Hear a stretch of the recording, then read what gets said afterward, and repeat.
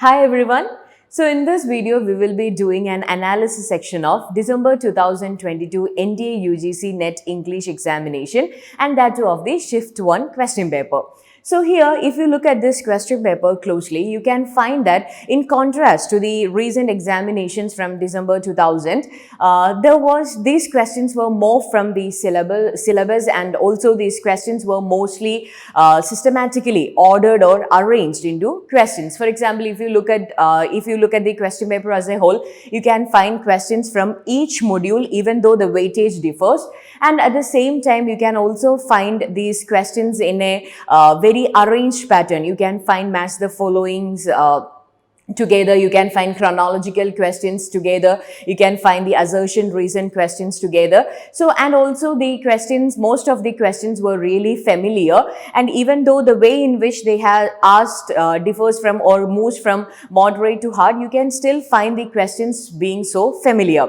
Similarly, if you look at the questions precisely, you can find that the questions they have asked in pattern of the December 2018 new syllabus. You have questions from drama, and in drama you have questions from British, American, European, post-colonial. Similarly, this goes for fiction, non-fiction and all, and there were many questions from literary theory. And the thing is that if you look at this question paper properly, and if you have a very proper study of all these modules, the question paper was really a moderate examination or of a moderate level.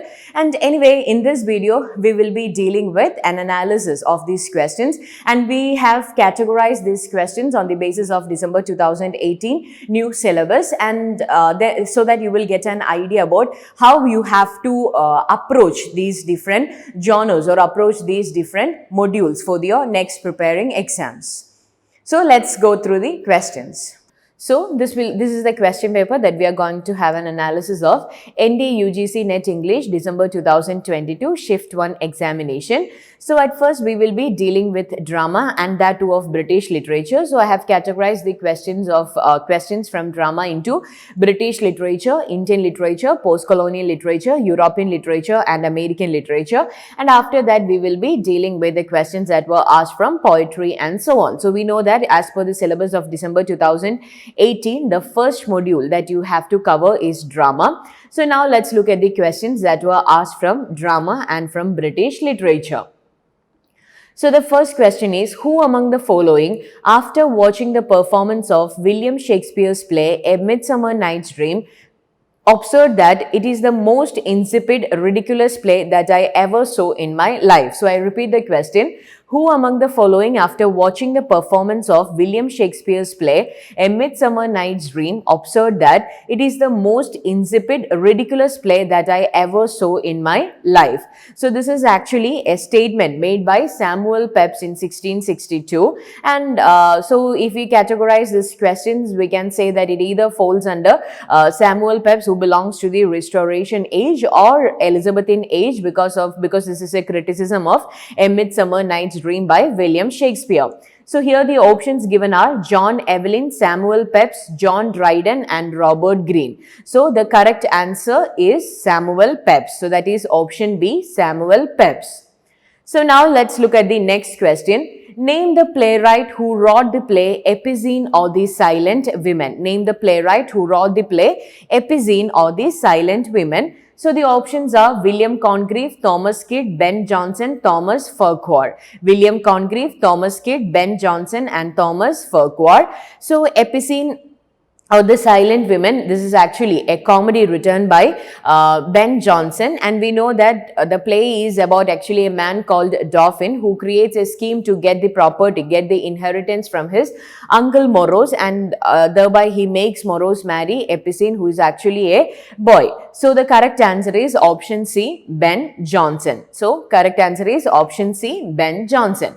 So now let's look again. That's actually a question from Elizabethan age or Jacobean age. So now let's look at the next question. Choose from the following options the correct combination of playwrights who contributed to the movement of kitchen sink drama. Choose from the following options the correct combination of playwrights who contributed to the movement called kitchen sink drama. So actually, I have I have given a video about kitchen sink drama in YouTube. I will share the link in the description, so you will get an idea about what kitchen sink drama is and who are the main proponents of kitchen sink drama. So now, here from these options, you have to identify the contributors to kitchen sink drama, the playwrights who comes under the category of kitchen sink drama, which is actually a postmodern movement. So we know that kitchen sink drama is actually a postmodern age, a British cultural movement that developed mostly in 1950s and 1960s at theatre, at art, and in the novel forms. And the protagonist of this kitchen sink drama, they are usually known as the angry young man. So you can expect the questions from angry young man also. So they were actually the people who were highly disillusioned with the modern society, and this was actually a type of what can we say, a social realism that depicted the domestic situations of the working class or the middle class people of the British society. So the options are John Osborne, Arnold Wesker, Jacques Delaney, and John Arden. John Osborne, Arnold Wesker, Harold Pinter, and Jacques Delaney. John Osborne, Arnold Wesker, Antonin Artaud, and John Arden. John Osborne, Harold Pinter, Jacques Delaney, and John Arden. So we know John Osborne is a true figure because even the name kitchen sink drama and angry young man comes from his play Look Back in Anger. Then we have Arnold Wesker, he is also a contributor to kitchen sink drama. Then Jacques Delaney and John Arden. So the correct answer is option A, John Osborne, Arnold Wesker, Jacques Delaney, and John Arden. So this comes under postmodern age of British literature. Which of the following plays of William Shakespeare was translated into Bengali and directed by Girish Chandra Ghosh? Which of the following plays of William Shakespeare was translated into Bengali and directed by Girish Chandra Ghosh? So Girish Chandra Ghosh is actually a Bengali actor, he's a director and a writer. He was largely responsible for the golden age of this Bengali theatre, and he wrote almost 86 plays, most of which were stories based on these Puranas, Ramayana and Mahabharata. And he also translated Shakespeare's Macbeth into a play into Bengali in 1893. So here the options are The Tempest, Hamlet, Macbeth and King Lear. The Tempest, Hamlet, Macbeth and King Lear. So the correct answer is option C, Macbeth. So Macbeth is the play that was translated by Girish Chandra Ghosh into Bengali. So the correct answer is option C, Bengali. So this is again a question from William Shakespeare, that is from Elizabethan age of British literature. So now let's look at the next question. Which of the following works of Browning are pure dramas? Which of the following works of Browning are pure dramas? Strafford, The Last Ride Together, A Blot in Swigion, Pippa Passes and Porphyria's Lover. So among here you have to identify the works that are pure dramas, okay, because there can be different sorts of dramas like verse, tragedy, etc. So here you have to identify the pure dramas written by Robert Browning. So this is a question that can be categorized into Victorian age, or that falls under Victorian age of British literature. So we know about Robert Browning as a poet, but he has also written several plays. So if you look at Strafford, you can find that Strafford is actually a tragedy written by Browning in 1837. And if you look at the next one, that is The Last Ride Together. Last Ride Together is not a drama, but it is actually a poem written by Robert Browning in his collection Men and Women. Then we have A Blot in Swigion. Blot in Swigion is a tragedy written in blank verse. Written in blank verse, and I think this actually appears in Bells and Pomegranates by Robert Browning. Then we have Pippa Passes. Pippa Passes is not, we cannot call it as a pure drama because it is actually a verse drama by Robert Browning, and it was also published in Bells and Pomegranates. Then we have Porphyria's Lover. Porphyria's Lover is actually a very short dramatic monologue written by Robert Browning, and this work is famous because this is an examination of abnormal psychology. So if there was just this dramas, we could have more options, but since the question is about pure dramas, we have Strafford and A Blot in the Swigion. So that is option A and C. So the correct answer is option A and C. Which of the following are plays written by Harold Pinter? Which of the following are plays written by Harold Pinter? Let's look at the options. Before looking at the options, we know that Harold Pinter, he's a postmodern age dramatist, and for NTA NET examination, Harold Pinter is really important from a literary point of view and also from a NET point of view, because there were numerous questions asked from Harold Pinter, especially from his work, The Birthday Party. There were many in-depth questions that were asked from Harold Pinter and his birthday party. So the options are Family Voices, A Moon for the Misbegotten, The Room, No Man's Land, and Crab's Last Tape. Family Voices, A Moon for the Misbegotten, The Room, No Man's Land, and Crab's Last Tape. Choose the correct answer from the options given below. So let's look at the options once again. So, which of the following plays are written by Harold Pinter? So, Family Voices, it's a play written by Pinter. A Moon for the Misbegotten. This is actually a play written by Eugene O'Neill. Okay, it was not written by Pinter. It was written by Eugene O'Neill. Then we have The Room. Room is also a play written by Harold Pinter. No Man's Land, it's again another play written by Harold Pinter.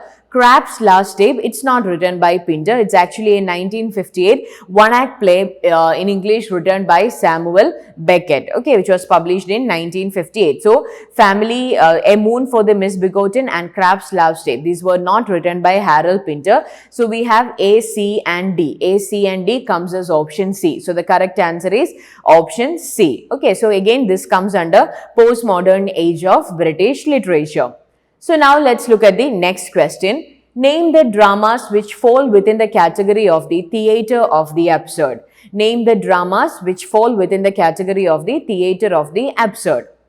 The Birthday Party, Endgame, Mrs. Warren's Profession, The Rhinoceros, and Riders to the Sea. So if we look at the options, at first you have to understand what theatre of absurd is and who were the major contributors, who are the writers who are associated with the theatre of absurd. So if we look at this, we know The Birthday Party. The Birthday Party was actually critics fold this birthday party under the category of comedy of menace especially by Martin Ezell, and he also considered this to be an example of the theatre of absurd. So if you look at Birthday Party, we get to know that Birthday Party is an example of theatre of absurd, because there is the features like fluidity, ambiguity of time, place, identity, disintegration of language. All the features of theatre of absurd can be seen in the Birthday Party.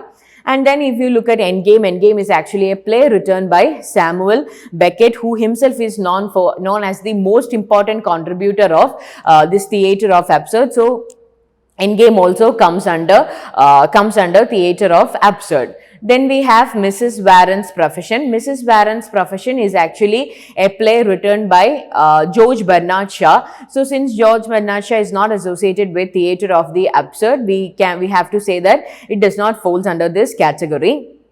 Then we have Rhinoceros. Rhinoceros is a play written by Eugene Ionesco, and this was also included in Martin Ezell's study of this post-avant-garde drama and also the theatre of absurd. So the Rhinoceros comes under the category of the theatre of absurd. Then we have the Riders to the Sea. Riders to the Sea is again a play written by J.M. Synge, which has got a very, the play is based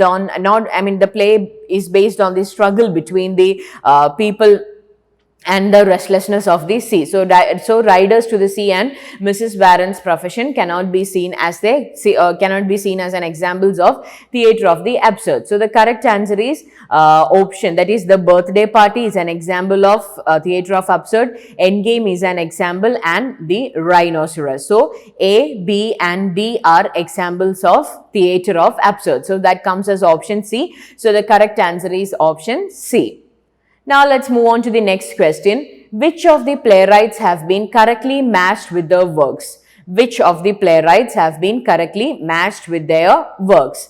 So we have William Wycherley. William Wycherley is matched with the rivals, but that's a wrong statement because William Wycherley, he actually, the rivals is actually comes under the comedy of manners written by Richard Sheridan. Okay, Richard Sheridan. So it's not written by William Wycherley. It's a rivals is a play written by Richard Sheridan. And Ben Jonson, Walpole or the Folks. Obviously, it's written by Ben Jonson. William Congreve, The Country Wife, that's also a wrong statement because The Country Wife is actually a play written by William Wycherley and it was first performed in 1675. So, The Country Wife, it's not written by William Congreve but by William Wycherley. Then the Dutch Lover is written by Afra Men. A School for Scandal, again it's written by Richard Sheridan. So here if you look at the correctly matched pairs, you will get Ben Jonson, Walpole or the Folks, Afra Ben, The Dutch Lover, Richard Sheridan, A School for Scandal. So the correct answer is option B, D and E. William Wycherley is the author of The Country Wife and The Rivals is written by Richard Sheridan. So B, D and E, it comes as option D. So the correct answer is option D. So now let's look at the next question. Choose the plays written by Lord Byron. Choose the plays written by Lord Byron. Sardanapalus, Hellas, Cain, The Two Foscari and Historical Tragedy, The Cenci. So we know about Lord Byron. He comes under he comes under romantic age. He is a poet. He has also written plays. So as I always say in most of the videos, you have to look at the major writers, but while looking at the major writers, don't always go for the major works written by them. You also have to have a clear-cut idea about the minor works written by the major writers because mostly the questions can be asked from that perspective. So here you can find choose the plays written by Lord Byron. So we have Sardanapalus, Hellas, Cain, The Two Foscari, The Cenci. So here Sardanapalus, it's actually a historical tragedy which is written in blank verse and then it's written by Lord Byron. Then we have Hellas. Hellas is actually a verse drama, but it was written not by Byron, but it was written by Shelley. Okay, Hellas is written by Shelley. I think it's written in 1821 and published in 1822. Then we have Cain. Cain is a dramatic work written by Lord Byron. Okay, Cain is a dramatic work written by Lord Byron where he dramatizes the story of biblical Cain and Abel from Cain's point of view because we know about Byron and Byron's concept of this Byronic hero. So it's from a Cain's point of view. Then Two Foscari and Historical Tragedy. This is also a play written by Lord Byron. This is actually a play that is set in Venice in the 15th century, which is based on the fall of Foscari and his son. Then we have Cenci. Cenci is a verse drama, but it is written by Percy Bysshe Shelley, P.B. Shelley. So here, Hellas and Cenci, these are the two plays written by Shelley, not by Byron. So the plays written by Byron are Sardanapalus, Cain and The Two Foscari. That is A, C and D. A, C and D comes as option D. So the correct answer is option D. So now we have a match the following questions that were asked from drama where the lines are given where you have to identify the speaker of these lines. So come what come may, time and the hour runs through the roughest day.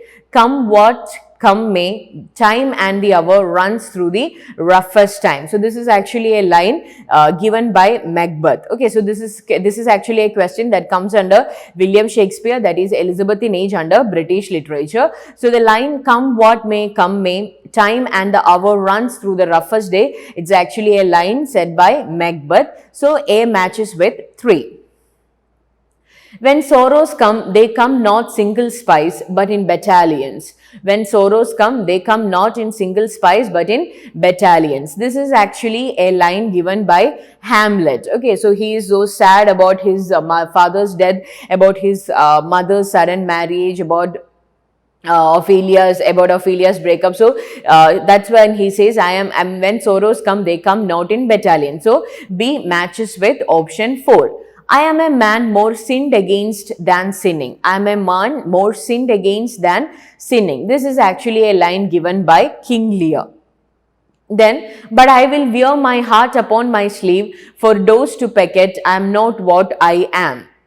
Okay, so this is actually a line given by Othello. So we have 4 lines. A matches with option 3, B with 4, C with king 2, and D with 1. So A3, B4, C2, D1, that comes as option C. So the correct answer is option C.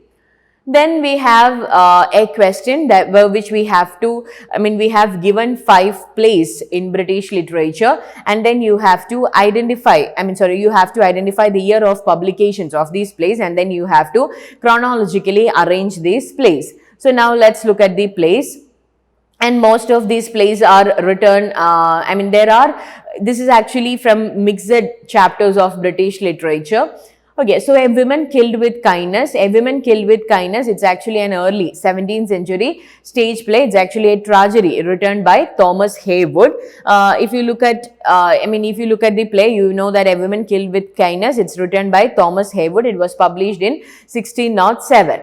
Then John Bull's Other Island. John Bull's Other Island is actually a comedy written by George Bernard Shaw, and that is in the modern age in 1904. So these questions can be somewhat answered if you know the period in which this work has been published, even if you don't know the correct year of publication. Then we have The Double Dealer. The Double Dealer is actually a play written by the Restoration Age playwright, that is William Congreve, which was first produced in 1693 to 94.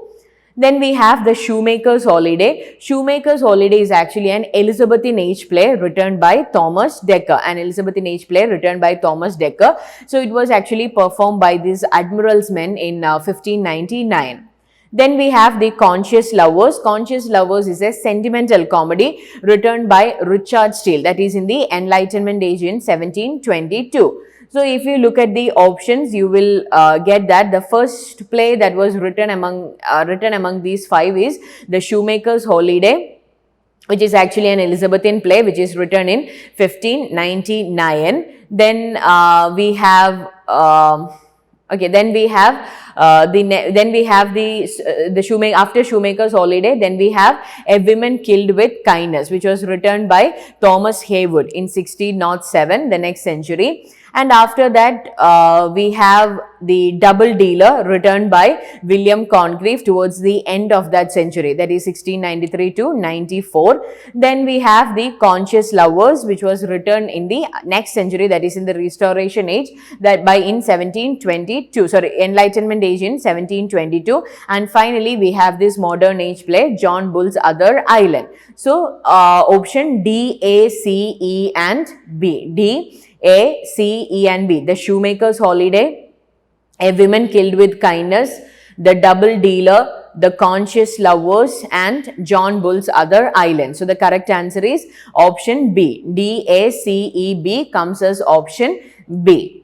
So the next is from Indian literature, that is from drama. So far we discussed about the many questions that were asked from British literature in drama, and now we will be dealing with the questions from drama which covers the topic of Indian literature. Obviously the weightage varies, the British has got more questions, but still the Indian literature is also an important module. So let's look at the first question. Abhijnana Shakuntalam makes use of the following 4 languages. So we know that Abhijnana Shakuntalam, it is an ancient play written in Indian literature by Kalidasa. So you have to identify the languages that are used in Abhijnana Shakuntalam. So if you have to answer this question, one thing that you have to have an idea is about the different languages that were spoken at that time. And the options are Sanskrit, Shaurazeni, Tamil and Maharashtri, Sanskrit, Shaurazeni, Pali, Oriya, Sanskrit, Brajabuli, Maharashtri, Magdi, Sanskrit, Shaurazeni, Maharashtri and Magdi. So here the correct answer is option D, Sanskrit. So we know about Sanskrit. It's actually Abhijnana Shakuntalam. It is written in Sanskrit. Then Shauraseni Prakrit. It was actually a Middle Indo-Aryan language. It's actually a dramatic Prakrit. Then we have Maharashtri, or it's also called as Maharashtri Prakrit. It's actually a Prakrit language of ancient as well as medieval India. And Maharashtri Prakrit, it was spoken during the 800 CE. And then we have the Magdi language, Magdi or Magadhi. It's actually a language spoken in Bihar, Jharkhand and West Bengal, and also in the states of eastern India during that time. So the languages that are used in Abhijnana Shakuntalam are Sanskrit, Jaurazeni, Maharashtri and Magdi, which comes as option D. So the correct answer is option D. Now let's look at the next question. Which of the following have not been written by Mahesh Dattani? Which of the following? So we know about Mahesh Dattani. He's a famous Indian playwright. He's also a director. So here the 5 plays have given. You have to identify the plays written by Mahesh Dattani and not written by Mahesh Dattani. So Dance Like a Man. So first one is Dance Like a Man. Dance Like a Man is a play written by Mahesh Dattani. Then we have Fire and Rain. Fire and Rain, it's not written by Mahesh Dattani. It's actually a 1998 play written by Girish Karnad. So the correct answer is Fire and the Rain. It's written by Girish Karnad. Then On a Muggy Night in Mumbai. On a Muggy Night in Mumbai, it's actually a play written by Mahesh Dattani. Then A Touch of Brightness. Touch of Brightness is also not written by Mahesh Dattani. It's actually a Pratap Sharma play. Then Bravely for the Queen, again by Mahesh Dattani. So if you look at here, you can find Dance Like a Man, On a Muggy Night in Mumbai, Bravely for the Queen. These 3 plays are written by Mahesh Dattani. Fire and the Rain by Girish Karnad, A Touch of Brightness by Pratap Sharma. So the question is, which of the following have not been written by Mahesh Dattani? So the correct answer is option B and D. B and D comes as option B. So these were the 2 questions that were asked from Indian literature in drama. And now let's move on to the next nationality, that is American literature. So we will be dealing with the questions that were asked from American literature in drama. Choose from the following options the correct combination of the plays which made significant use of expressionistic techniques. Choose from the following options the correct combination of the plays which made significant use of expressionistic techniques. The Hairy Ape, Maniac, All My Sons, Waiting for Lefty, The Hairy Ape. So here you have to identify the plays that have used the terms expressionistic technique. So expressionism was actually a movement that you can find in drama and also in theatre that actually that principally developed in Germany in the early decades of the 20th century. And if you look at this expressionist dramas or expressionist theatres, you can find that they utilizes the theatrical elements and scenery, and they exaggerates, they distort all these things to deliver strong feelings and ideas to the audience. So if you have to answer these questions, you have to identify the writers who have contributed to this movement. So here, if you look at the options, you can find, let's look at the options. The Hairy Ape, Maniac, All My Sons, Waiting for Lefty. The Hairy Ape, The Crucible, Rapid Transit, The Adding Machine. The Hairy Ape, Rapid Transit, All My Sons, The Adding Machine. The Hairy Ape, The Emperor John's, Rapid Transit and The Adding Machine. So here, the correct answer you can find here is the Hairy Ape, the Emperor John's, Rapid Transit and the Adding Machine. So a Hairy Ape is actually a 1922 expressionist play written by Eugene O'Neill. Then we have Emperor John's. Emperor John's is actually a 1920 play, again written by Eugene O'Neill. Then we have Rapid Transit. Rapid Transit is actually a expressionistic play written by Lajos Egri. It's also then we have The Adding Machine. It's actually a 1923 play written by Elmer Rice, and this play is actually called as the landmark of American expressionism. Okay, so the correct answer is option D, The Hairy Ape, The Emperor John's, Rapid Transit and The Adding Machine. Option D. So this was the one question that was asked from American literature from drama. So now the next nationality is European literature. There were questions from European literature. So now let's look at that questions. Apart from Bertolt Brecht, others who have influenced epic theatre are. apart from Bertolt Brecht, others who have influence. So we know that Bertolt Brecht was actually the spokesperson of this epic theatre, and apart from that, who were the other writers who who contributed to the or who influenced the epic theatre. So we know that apart from Bertolt Brecht, it was actually the term epic theatre was coined from, or the term epic theatre comes from Erwin Piscator. So just like Bertolt Brecht, Erwin Piscator is also an important personality, and along with Erwin Piscator, we have Max Reinhardt as an important personality when it comes to epic theatre. So the correct answer is Erwin Piscator and Max Reinhardt. Erwin Piscator and Max Reinhardt. And if you look at the previous year questions of NTA UGC Net English exam, you can find that there were many questions that were asked for different years from epic theatre, about the proponents, about the influencers, and about the major contributors to epic theatre. So even in the upcoming examinations, you can expect such types of questions from epic theatre, or you can also while you are studying for your net exam, you can also look at the questions similar to that. For example, same like epic theatre, the questions can be asked from theatre of the absurd, the expressionistic theatre, etc.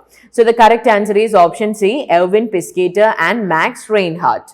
So that was the one question asked from European literature. So apart from British literature, in the module drama, you can find one question from American literature, one from European literature, two questions from Indian literature. So far we discussed about the questions that were asked from plays in British literature, American literature, Indian literature, and European literature. So now we will be dealing with some of the questions that were asked from plays in general. Okay, so this can be about plays, this can be plays from different nationalities, etc. So let's have a look at the questions. You can't eat, so match list 1 with list 2. This is actually, you have to identify the lines, 4 lines have been given, and these 4 lines comes from different plays. So you have to, and why I have put it in general category is because if you look at it, Man and Superman, this belongs to modern age in British literature. A Doll's House, it's a European play. Death of a Salesman, it's an American play. Look Back in Anger, it's a postmodern play. So it differs in genres, it differs in ages. So that's why I have categorized it as general.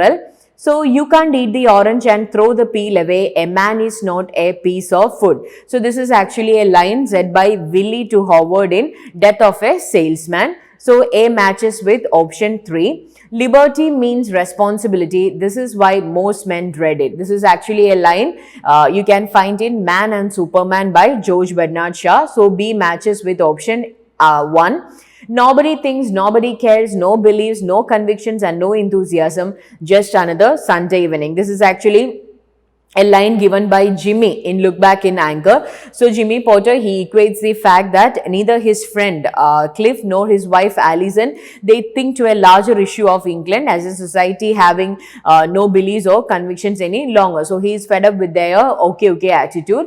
So nobody thinks, nobody cares, no beliefs, no convictions, and no enthusiasm.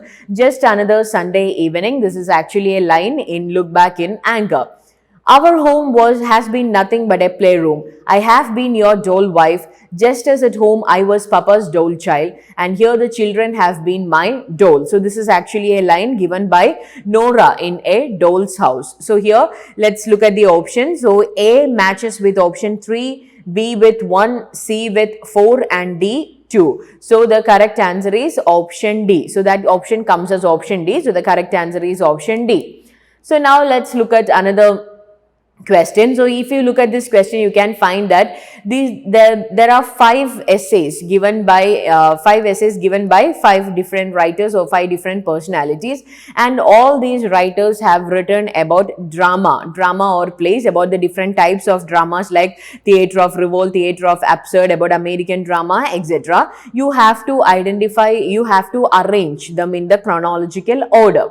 So if you look at it, let's read the question. Arrange the works in chronological sequence. The Theatre of Revolt by Robert Brustein, The Theatre of the Absurd by Martin Esslin, The Playwright as a Thinker by Eric Bentley, Modern American Drama by C.W.E. Bixby, Modern Drama in Theory and Practice by Ellen Stian. So here you have to choose. So here if you look at the questions, you can find, if you look at the options, the Theatre of Revolt by Robert Brustein, it was written in 1964. So it speaks about the roots of the modern theatre and about the rebellions, and he speaks about the 8 outstanding playwrights who can be regarded as the foundation of modern theatre. So that is the Theatre of Revolt, 1964. Then we have Theatre of the Absurd by Martin Esslin. There was actually a work written by him in 1961 in which he analyzes and describes the characteristics of characteristics of certain playwrights like Beckett, Pinter, Ionsko, etc. Then we have the third work, The Playwright as a Thinker, which was actually published in 1946 by Eric Bentley. It's again a work of drama criticism, and which is also an analysis about the American theatre and how the American theatre would have thrived in the second half of the 20th century. Then we have Modern American Drama by C.W.E. Bixby. This is much more a recent work which was written in 2000 by C.W.E. Bixby. It's again a survey of the post-war and contemporary theatre up to the age of 2000. Then we have Modern Drama in Theory and Practice, which is a 1981 work by Ellen Stan. So if we arrange them chronologically, we get option C. The Playwright as Thinker by Eric Bentley was the first work to be written here. That was published in the year 1961. Then after 1961, we have a 1946. Now the Playwright as a Thinker was published in 1946, and after 1946, we have a 1961 work, that is the Theatre of the Absurd by Martin Esslin. And after that, we have a 1964 work, that is the Theatre of Revolt by Robert Brustein. And then we have the 1981 work, Modern Drama in Theory and Practice by Ellen Stan. And finally, the 2000 work, Modern American Drama by C.W.E. Bixby. So C.B.A.E.D. comes as the correct chronological sequence. C.B.A.E.D. and C.B.A.E.D. comes as option D. So the correct answer is option D. So these were the questions that were asked from drama. So in drama, we discussed the questions that were asked from British literature, Indian literature, American literature, European literature, and the questions that were asked in general. So now let's look at the second module, that is poetry. Again, in poetry, we will be having this classification of British literature, American, and so on. So now let's look at the questions that were asked from British literature in poetry. So if you have a general analysis, you will get an idea that there were questions that were asked directly, there were questions that were asked in chronological order as match the following, etc. Anyway, let's have a look at this question. So the first question is, when nature prompted and no law denied Prometheus' use of concubine and bride, then Israel's monarch after heaven's own heart, his vigorous warmth did variously impart to wives and slaves. From which poem are these lines taken? I will read the question once again. When nature prompted and no law denied Prometheus' use of concubine and bride, then Israel's monarch after heaven's own heart, his vigorous warmth did variously impart to wives and slaves. So from which poem are these lines taken? So let's have a look at the options. Absalom and Achitophel, a poem. Mac Flecknoe, A Song for St. Cecilia's Day, and Alexander's Feast. So this is actually a line taken from John Dryden's work, Absalom and Achitophel. So Absalom and Achitophel, it is a celebrated satirical poem by John Dryden, and we know that this poem, it's written in heroic couplets. It was first published in 1681. So the lines are taken from Absalom and Achitophel. So again, the question is asked from Restoration age in poetry. So the correct answer is option A, Absalom and Achitophel, a poem. Now, moving to the next question, which of the following poems is written by Oliver Goldsmith? Which of the following poems is written by Oliver Goldsmith? A deserted village, a deserted villa, the deserted village, a deserted city. This is actually quite a tricky question where the options sound similar, but we know the most famous poem written by Oliver Goldsmith is The Deserted Village. The Deserted Village. It was actually a poem published by Oliver Goldsmith in 1770. It's actually a work of social commentary, and where he condemns the rural depopulation, the pursuit of excessive wealth, and about the new trend of urbanization, etc. So the correct answer is option C, that is The Deserted Village. So again, this question is from Enlightenment Age of British Literature. So next is Robert Burns was born in. Robert Burns was born in. So Robert Burns, he actually belongs to the Enlightenment age by age, and we can call him as a proto-romantic writer. So Robert Burns, he was actually a Scottish poet and a lyrist, and he is regarded, you should never forget that about his nationality, because he is regarded to be the national poet of Scotland, and he is also a very celebrated figure. And he is also known for the poems that has been written in Scott language, but most of his writings are been in lightest Scottish dialects of English. And anyway, he also wrote in standard English. And if you look at the options, we have Scotland, England, Ireland, and America. So Robert Burns exclusively belongs to Scotland, and he is regarded to be the national poet of Scotland. So the correct answer is option A, Scotland. Now, moving to the next question. Who among the following characters personifies necessity in P.B. Shelley's Prometheus Unbound? Who among the following characters personifies necessity in P.B. Shelley's Prometheus Unbound?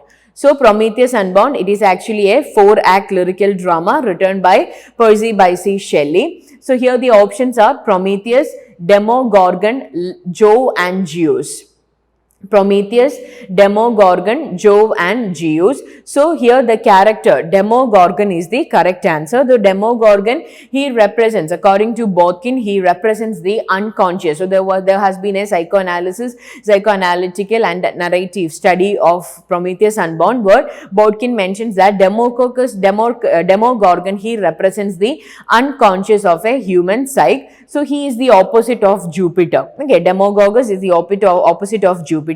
So within the myth is felt like a tension, a tyranny established in the far past by the spirit of a man upon himself and his world. So we have to say that the character in P.B. Shelley's Prometheus Unbound that represents or personifies necessity is Demogorgon. So the correct answer is option B. Choose the correct chronological sequence in the following texts were given. Choose the correct chronological sequence in which the following texts were written. Lycidas, Hero and Leander, Mask of Commerce, Paradise Lost, and the Wasteland. Okay, so these are the options. Choose the correct chronological sequence. So these are the different British literary poems or poems that comes under British literature of different ages. For example, if you look at Lycidas, Lycidas is actually a poem written by John Milton, and this was written as a pastoral elegy in 1637. It first appeared in 1638 in his collection of essays, which was written for Edward King. Collection of poems which was written for Edward King, his friend who drowned. Then we have Hero and Leander. Hero and Leander is actually a poem written by Christopher Marlowe, which was completed by George Chapman. It tells a story of the Greek myth of Hero and Leander, and it was written in 1598. Then we have Mask of Commerce. Mask of Commerce is actually a masque which was written by John Milton in honor of chastity, and it was first presented in 1634. Then we have Paradise Lost. The first version of Paradise Lost with 10 books was published in the year 1667, and again a revised version with 12 books were published in 1674. Then the Wasteland, we know about Wastelands, written by T.S. Eliot in 1922. So if you look at the options, we have among the options, the first work that comes is Hero and Leander by Christopher Marlowe, because it's a Elizabethan age play. Then we have Mask of Commerce by John Milton, who has written this play during the Civil War. Then we have Mask of Commerce, another work written by John Milton, and this was actually The next is Mask of Commerce, another work written by, a work written by Milton, which was first presented in 1634. Then we have another work written by Milton himself, which was published 3 years later, 3 years after Commerce, that is Lycidas in 1637. Then we have Paradise Lost in 1667. Then the Wasteland. So the correct options are, the correct arrangement is Hero and Leander, Mask of Commerce, Lycidas, Paradise Lost and the Wasteland. BCADE. BCADE comes as option B. So the correct answer is option B. So these were the questions that were asked from British literature in poetry. So now let's move on to other nationalities. So next we will be dealing with the questions that were asked from Indian literature in poetry. So Indian literature, if you look at it in a whole, you can say that the questions were more general. We cannot categorize it into ages. There were many questions that were asked from contemporary writers when it comes to Indian English literature. Anyway, let's look at the question. Tribute to Papa is a book of poems written by. Tribute to Papa is a book of poems written by Kamala Das, Mamta Kalia, Sunidhi Namjoshi, Meena Alexander. Kamala Das, Mamta Kalia, Sunidhi Namjoshi, Meena Alexander. So here the correct answer is option B, Mamta Kalia. So Mamta Kalia is the author of the poetry collection Tribute to Papa. So Mamta Kalia, she is an Indian author. She wrote primarily in Hindi language, and she has won this Vyasaman, one of India's richest literary awards in 2017 for her novel Dukkam Sugam. Okay, so that is Tribute to Papa by Mamta Kalia. So the correct answer is option B. So now we have a match the following question that was asked from Indian literature, where you have to identify the poet with his or her poetry collection. Sri Aurobindo. So Sri Aurobindo, he is the author of the poetry collection Savitri. It is the long epic poem written by Sri Aurobindo. Then Kamala Das. Kamala Das can be matched with the Old Playhouse and Other Poems. That's another poem written by poetry collection by Kamala Das. Then P. Lal. P. Lal is the author of the work. P. Lal, he is the author of the work Calcutta. Calcutta, a long poem. Then we have Toru Dutt. Toru Dutt is the author of the poem A Chef Gleaned in French Fields. Okay, so we have Sri Aurobindo. Sri Aurobindo matched with Savitri. Kamala Das matched with the Old Playhouse and the Other Poems. P. Lal matched with A Chef Gleaned in French Fields. P. Lal, Calcutta, a long poem, and Toru Dutt, A Chef Gleaned in French Fields. So A4, B1, C2 and D3. So that comes as option B. So the correct answer is option B. So these were the two questions that were asked from Indian literature regarding poetry. So now let's move on to another chapter, that is American literature in poetry. So in American literature, the question was asked from the most important poet of American literature, that is Sylvia Plath. As I said, if you look at the previous year questions, you can already find similar questions asked from Sylvia Plath. That's why I say working out in previous year questions is really important if you have to get a perspective about the questions.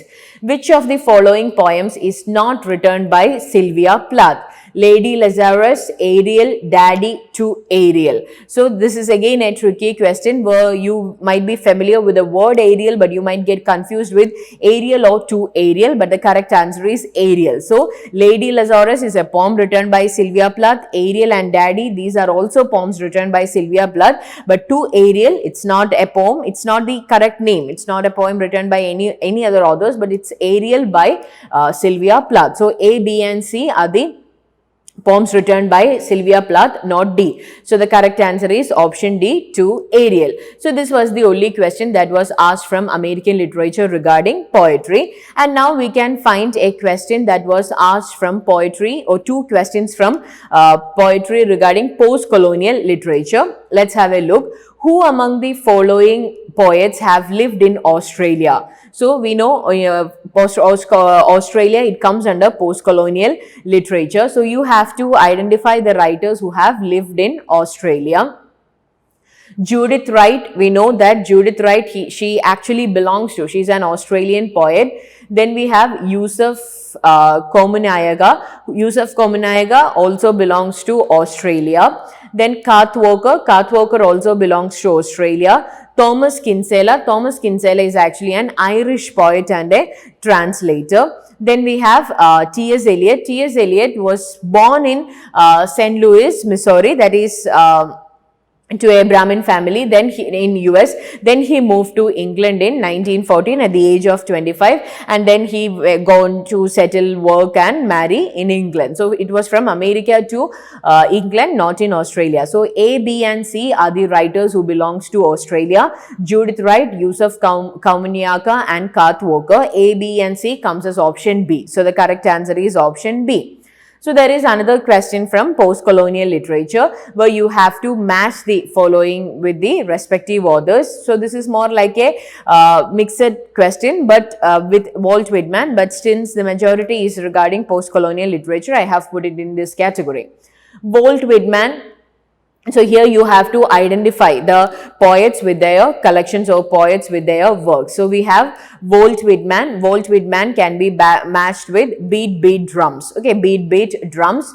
A.D. Hope. A.D. Hope can be matched with Australia. Derek Walcott, it's so easy, A Far Cry from Africa, and Allen Ginsberg with Howl. So once again, Walt Whitman, Beat Drums, A.D. Hope, Australia, Derek Walcott, A Far Cry from Africa, Allen Ginsberg, Howl. So if you look at the option, A3, B4, C2, D1. A3, B4, C2, D1, that comes as option C. So these were the questions that were asked from poetry in the poetry. So in here in this category, we have discussed the questions that were asked from British literature, Indian literature, American, European and post-colonial literature. So far we discussed about the two modules, that is drama and poetry. In drama, we discussed about the different genres, different nationalities, and now we will be dealing with the third module, that is fiction. So when it comes to fiction, the first category is British literature. So let's look at the questions that were asked from British literature regarding fiction.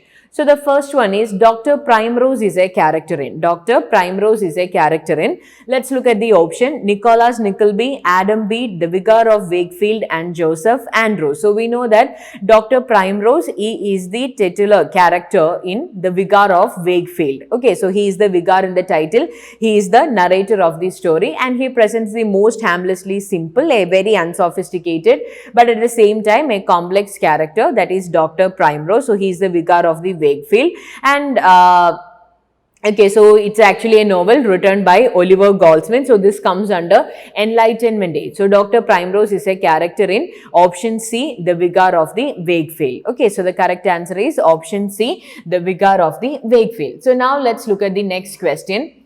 So the baby was carried in a small deal box under an ancient women's shawl to the churchyard that night and buried by lantern light, at the cost of a shilling and a pint of beer to the sexton, in that shabby corner of Goat's allotment where he lets the nettles grow and where all unbaptized infants, notorious drunkards, suicides and others of the conjuncturally damned are laid. So from which novel is this excerpt taken? Wuthering Heights by Emily Bronte, Test by Thomas Hardy, Great Expectations by Charles Dickens, Mill on the Floors by George Eliot. So if you look at the extract, you can find that this is actually about a funeral of a baby. So if you want to answer the question, you have to have an idea about the four novels, what happens to the characters in the four novels, because you have to know which character has to bury a child, or in which novel can you find the funeral of a child. So here you can find this funeral of a child in Tess of the Uberville by Thomas Hardy. Okay, Tess of the Uberville, a pure woman faithfully presented. So the novel, it was set in actually an impoverished rural England. that is Thomas Hardy's Wessex. So the following, the next summer, I mean, in one of the summer, Tess has to give a birth to a sickly boy, and this baby dies. So unable to find a person prepared to christen a child born out of wedlock, Tess attempts to do it by herself. So naming her dying child Sorrow. So that's what happens in this particular expert. So the correct answer is option B, Tess of the Uberville by Thomas Hardy. So now let's look at the next question. Thomas Bennion authored the following: The Pilgrim's Progress, Grace Abounding, Short View, The Holy War, The Thoughts on Education. So here you can find that you have to identify the works which are authored by John Bennion. Though the questions are not very precisely given, which can lead to a confusion, because Short View and Thoughts on Education are not very clear-cut titles, because you can, if it's a short view, you can say a short view of immorality, thoughts on education on daughters, then it was written by Mary Wollstonecraft. So that actually gives too many ambiguous results. But anyway, here one thing that you can find here is identify the works written by John Bennion. So the Pilgrim's Progress, it's written by him. That's a magnum opus of Bennion. Grace Abounding, To the Chief of the Sinners, that is actually the spiritual autobiography written by John Bennion. And The Holy War was also written by him. So if you know the works that are being authored by John Bennion, then it would be easy for you to answer this question. So The Pilgrim's Progress, Grace Abounding, To the Chief of the Sinners, and The Holy War. A, B and D. A, B and D comes as option D. So the correct answer is option D. So now let's look at to the next question, which is actually a drop question that was asked from British literature regarding fiction. Find the chronological order of publication of Charles Dickens novels. Find the chronological order of publication of Charles Dickens novels. So this question was actually a drop because of the years of publications. Then there were another question from British literature regarding fiction, regarding the date of birth of the biographer. So this is also regarded to be a drop question. So anyway, these were the questions that are asked from British literature regarding fiction. So now let's move on to the next chapter, that is Indian literature. The questions that were asked from Indian literature regarding fiction. Which among the following is not written by Kamala Markandaya? So we know Kamala Markandaya is an Indian author, Indian novelist. So here 4 options are given where you have to identify the work not written by Kamala Markandaya.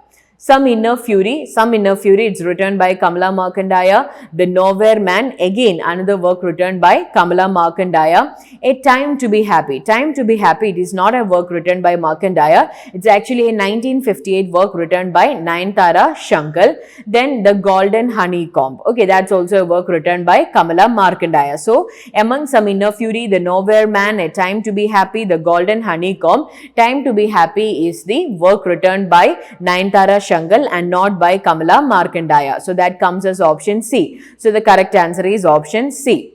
So now let's look at the next question from Indian literature regarding fiction. Which of the following books are written by Aravind Adiga? So we have to be familiar with Aravind Adiga because he was a Booker Prize winner. He won the Booker Prize in 2008 for his work, The White Tiger. So here you have to identify the other works written by Aravind Adiga. So the options given here are The Blue Bedspread, Between the Assassinations, The House of the Blue Mangoes, The Last Man in Tower, The White Tiger. The Blue Bedspread, Between the Assassinations, The House of the Blue Mangoes, Last Man in Tower, and The White Tiger. So these are the options. So here you have to identify the correct work written by Aravind Adiga. So The Blue Bedspread, that is not a work written by Aravind Adiga. It's actually a novel written by Raj Kamal Jha. Okay, Raj Kamal Jha. Between the Assassinations, it is actually a 2008 work written by Aravind Adiga. The House of the Blue Mangoes, it's not written by Adiga. It's actually a work written by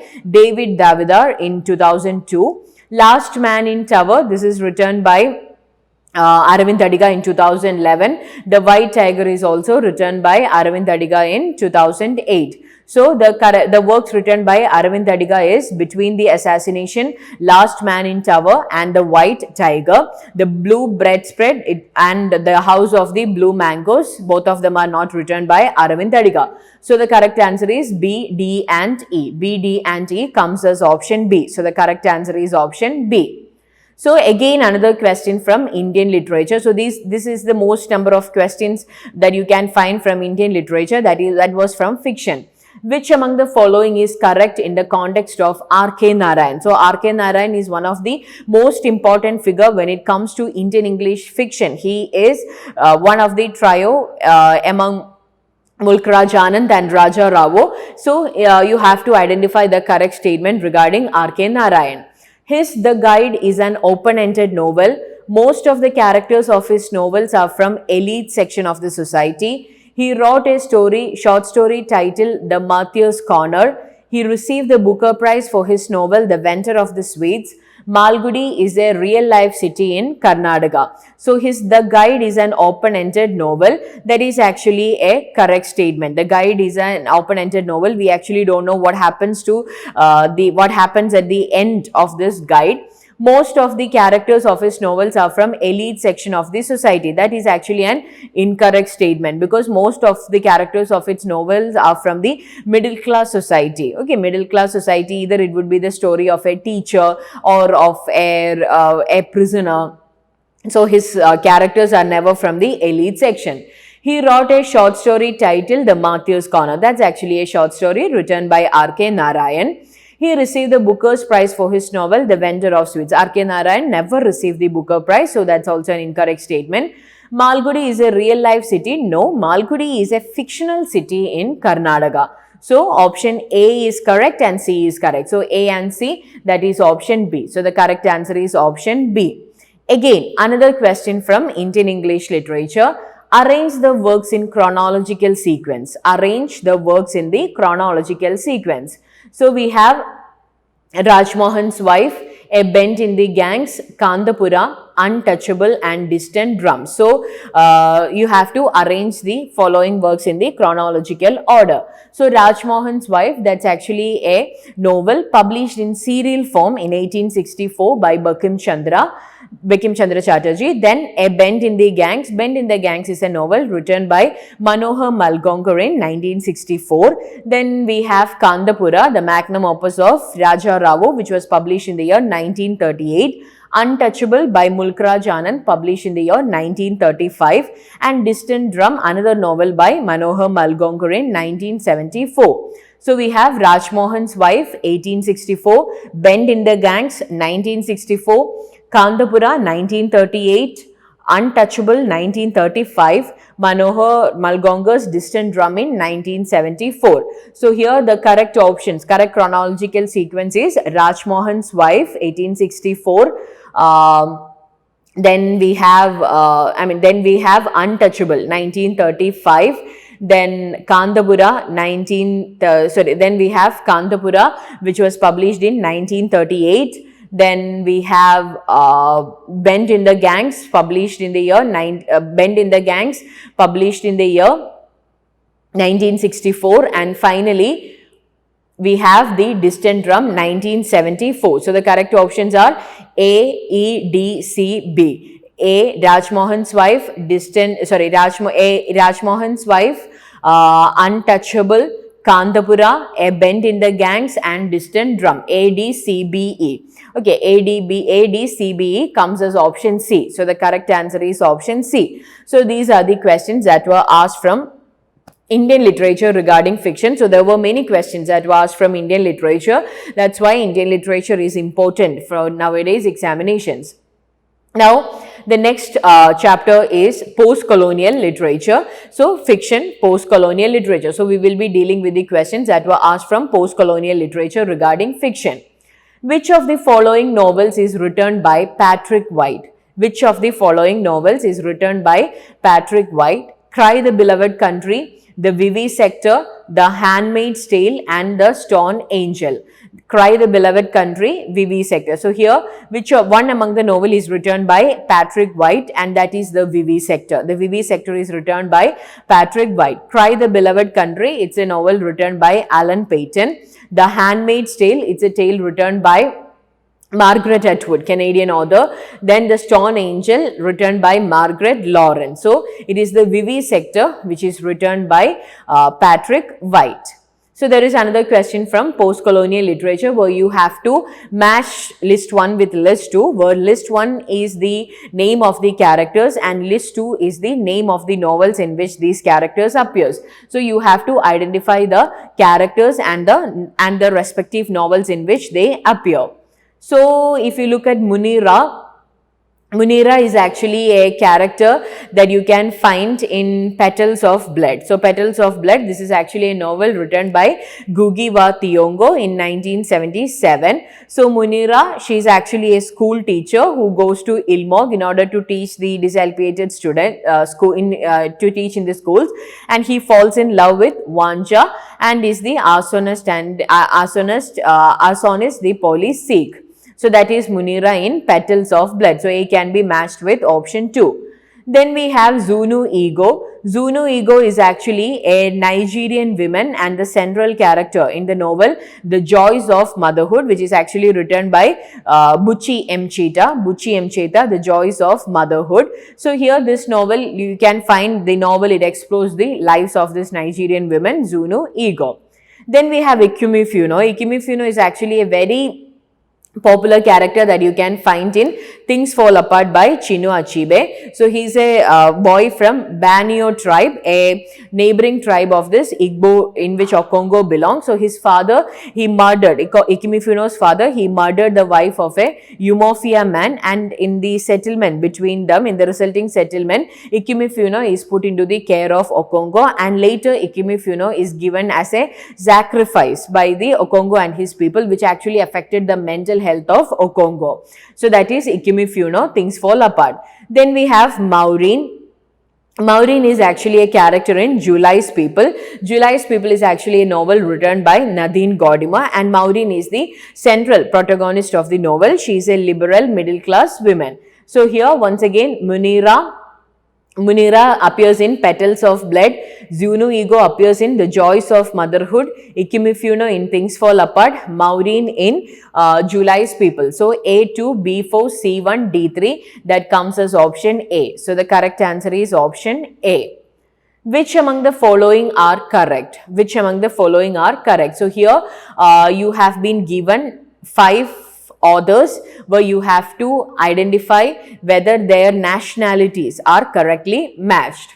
So we have J.M. Coetzee. J.M. Coetzee belongs to South Africa. He's a post-colonial writer.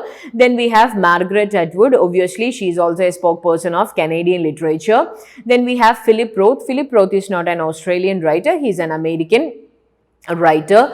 Then we have Orhan Pamuk. Orhan Pamuk also belongs to Turkey. Graham Swift. Graham Swift is not from New Zealand. He's an English writer. He's a British writer. So the correct options are J.M. Coetzee, South Africa, Margaret Atwood, Canada, Orhan Pamuk, Turkey. C and D are incorrect options. So A, B and C are the correct, A, B and D are the correct options. A, B and D comes as option B. So the correct answer is option B. So far we have discussed about the questions that are asked from British literature, Indian literature, and post-colonial literature. So now we will be dealing with the questions that are asked in general, or the questions that has got mixed up with different nationalities, that is in general. Okay, so let's go to the first question. Which of the following statements are true about cyberpunk? So that's more like a contemporary question. So cyberpunk, it is actually a subgenre of science fiction that you can find in the dystopian fiction. So it's actually a dystopian futuristic setting that tends to focus on the combination of low life and high tech. Okay, combination of low life and high tech, featuring this futuristic technological and scientific achievements like artificial intelligence, cybernetics. Then it is collaborated with dystopia, decay, or a societal collapse. So that is what is called about cyberpunk. So here 5 options are given where you have to identify the true statements regarding cyberpunk. It is a kind of science fiction. That's a correct statement. It's actually a subgenre of science fiction. It uses postmodernist techniques and post-humanistic themes. That's also a correct statement because it uses, as I said earlier, it is actually set in a dystopian futuristic setting that tends to features the future technology, scientific achievement. So it comes as postmodern techniques. Events in this novel usually takes place within the virtual reality. That is also a correct statement. It's, as I said, it's a dystopian futuristic settings. It is a kind of fiction written using online platforms. That's not always right. The first cyberpunk was written by Thomas Stern. That's also an incorrect statement. So the correct answer is A, B and C. A, B and C are the right statement. So A, B and C comes as option C. So the correct answer is option C. So now let's look at the next question. Okay, here you have been given 5 novels and 5 writers and you have to identify the correct pairs. Gabriel Garcia Marquez, The Feast of the God. The Feast of the God, that's actually an incorrect match because The Feast of the God, it's actually a 2000 novel by a Peruvian Nobel Prize winner, that is Mario Vargas Llosa. Okay, so it was not written by Gabriel Garcia Marquez, it was written by Mario Vargas Llosa. Then George Louis Borges is the author of The Autumn of the Patriarch. George Louis Borges is not the author of The Autumn of the Patriarch. It is actually a novel written by Gabriel Garcia Marquez in 1975. So A and B are incorrect. Then Salman Rushdie, The Enchantress of Florence, that's a correct pair. E.L. Doctorow, Ragtime, that's also correct. A.S. Byatt, Possession, that's also correct. So C, D and E are correct options. A and B are incorrect options. So Feast of the God is written by Mario Vargas Llosa, a Peruvian Nobel Prize laureate. The Autumn of the Patriarch is written by Gabriel Garcia Marquez. So the C, D and E are the correct option. C, D and E comes as option D. So the correct answer is option D. Okay, so that is about the fiction. So that is the third module, fiction. So we have discussed about the questions that were asked in general, British literature, Indian literature and post-colonial literature. So now we will deal with the questions that were asked from non-fiction.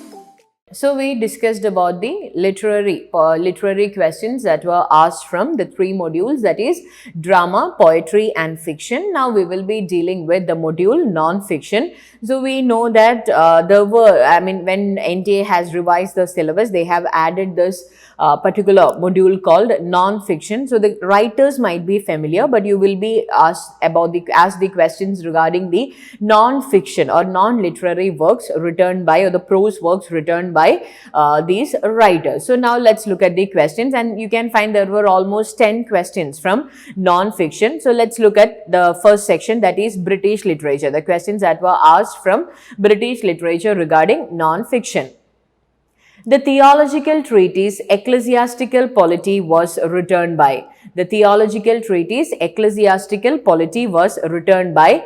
Here the correct answer is option D, Richard Hooker. Okay, the options are Richard Hakluyt, Francis Bacon, Raphael Holinshed and Richard Hooker. You can say that this comes under Elizabethan age in British literature. So of the Laws of Ecclesiastical Polity, this is the best known work of Richard Hooker. It was published as a 4-volume book or 4 books and it was published in 1594. So the correct answer is option D, Richard Hooker. Who wrote the popular instruction manual for fishermen titled The Complete Angler or The Contemplative Man's Recreation? So, The Complete Angler or The Contemplative Man's Recreation. Let's look at the option. Isaac Walton, Jeremy Taylor, Richard Baxter, Thomas Hobbes. Isaac Walton, Jeremy Taylor, Richard Baxter and Thomas Hobbes. So, The Complete Angler, this is actually a instruction book for the fishing, book regarding fishing. So the Complete Angler or the Contemplative Man's Recreation, it's a book written by Isaac Walton. It was first published in the year 1653. So this comes as an example of, or this comes under Jacobean age in British literature. So it is a celebration of the art and the spirit of fishing in prose and in verse. So the correct answer is option A, Isaac Walton. Now let's look at the next question. The journal Scrutiny was founded in. The journal Scrutiny was founded in 1932 by. So, Scrutiny, the subtitle is a quarterly review. So, Scrutiny is quarterly review. This was actually a literature periodical which was founded in 1932 by two major theorists, that is L.C. Knights and F.R. Lewis. So, here L.C. Knights is not a given option. So, the remaining option is F.R. Lewis, and they remained as the principal editors until the final issue in 1953. So, the options are I.A. Richards, F.R. Lewis, Clent Brooks and John Crow Ransom. So the correct answer is F.R. Lewis, but just keep in your mind F.R. Lewis, the co-founder was L.C. Knight. So the correct answer is F.R. Lewis, which comes as option B. So the correct answer is option B. Samuel Pepys' claim to fame rests on his biography, autobiography, diary, speculative fiction. So we know that actually this question comes under Restoration age in British literature. So we know that there are two major diarists in British literature, that is John Evelyn and Samuel Pepys. So Samuel Pepys, he started writing diary on Jan 1st of Restoration, that is Jan 1st, 1660, and he recorded his daily life for almost 10 years. He stopped writing these diaries in 1669 when his eyesight begins to drop. So he was called as the greatest diarist of all time because of the frankness in which he has written the diaries. He has written about the he has written the most accurate diary, and also he has shown his weakness and all, and it also covers the major events during the Restoration, including the Lantern Fire and the Plague. So the correct answer is option C. Okay, option C, that is diary. So remember, Samuel Pepys and John Evelyn, they are known for their diaries. Next question, which of the following works have been authored by Thomas de Quincey? Which of the following works have been authored by Thomas de Quincey? So Thomas de Quincey, let's look at, he's an important prose writer when it comes to British literature. Confessions of an English Opium Eater, The French Revolution, Hudibras, Autobiography, Zaspera de Profundis. So here, Confessions of an English Opium Eater, that's the most important work written by Thomas de Quincey, in which he has written about the problems faced by him while he was an opium addict, about the dreams and all the negative impacts of opium. Then the French Revolution. The French Revolution is also a work written, so the French Revolution is not written by Thomas de Quincey. The French Revolution is actually a prose work written by Thomas Carlyle. Then Hudibras, again another work written by Samuel Butler. Though we know about Hudibras, it's actually a satire written by written by Samuel Butler. Then autobiography. Autobiography is a work written by Thomas de Quincey, and Suspira de Profundis, that's also a work written by Thomas de Quincey. So in the question that has been, you have to identify the works that were authored by Thomas de Quincey. So we have Confessions of an English Opium Eater, Autobiography, and Suspira de Profundis. The French Revolution by Thomas Carlyle and Hudibras by Samuel Butler. So the correct answer is A, D, and E. A, D, and D comes as option C. So the correct answer is option C. Which of the following works have been written by Thomas Carlyle? Which of the following works have been written by Thomas Carlyle? Of Heroes and Hero Worship, The French Revolution, Of Human Bondage, The Hour and the Man, Hudibras. Of Heroes and Hero Worship, The French Revolution, Human Bondage, The Hour and the Man, and Hudibras. So of heroes, so you have to identify the works written by Thomas Carlyle. Thomas Carlyle is again an important non-fiction writer when it comes to British literature. So if you look at the option of Heroes and Hero Worship, it's written by Thomas Carlyle. The French Revolution, as asked in the previous question, it's also written by Thomas Carlyle. Of Human Bondage, it is actually not written by Thomas Carlyle. With the name, it's actually a 1915 novel by W. Somerset Maugham. The Hour and the Man is also not written by Thomas Carlyle. It's actually a historical romance by Harriet Martineau. Then we have Hudibras. As I said earlier, it's a vigorous satirical poem written by Samuel Butler. So A and B are the only works written by Thomas Carlyle. So A and B comes as option A. So the correct answer is option A. Then we have Thomas Rhymer's question. So Thomas Rhymer coined the term poetic justice to imply the following. So here they have given the term poetic justice, and you have to identify the 5 statements which would be the most perfect statement regarding poetic justice. So let's read the options. The distribution of earthly rewards and punishments in proportion to the virtue or vice of various characters. Literary work governed by decorum and morality. Literary work guided by random ways. Things often work out in the actual world. The metaphysical nature of poetic experience. The justification of poetry to be an integral part of the ideal republic. So here you have to identify why Thomas Rhymer has coined the term poetic justice. So the term the poetic justice was coined by this English literary critic Thomas Rhyme in the 17th century, when it was believed that, because at that time it was a popular belief that literature should uphold the moral principles and it should instruct the reader in the correct moral behavior. So there were restrictions regarding the poet's freedom in writing a poem. So he coined the phrase poetic justice in The Tragedies of the Last Age Considered. The Tragedies of the Last Age Considered in 1678, in order to describe how a work should inspire proper moral behavior in its audience by illustrating the triumph of good over the evil.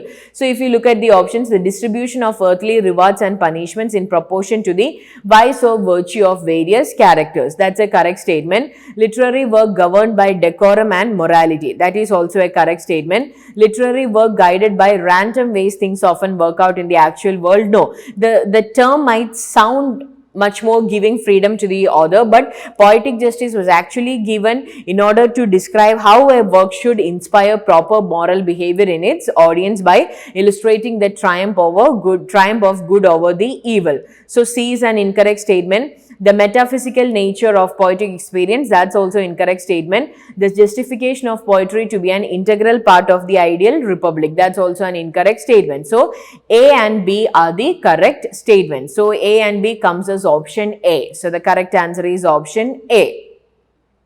Now let's look at the next question. Arrange the works in chronological sequence. So here you have been given 5 non-fiction works where you have to arrange them in a chronological order. So the first work is Matthew Arnold's Culture and Anarchy. Matthew Arnold's Culture and Anarchy It's actually written as a series of essays from 1867 to 68, which is collected in a book, which was collected as a book in 1689.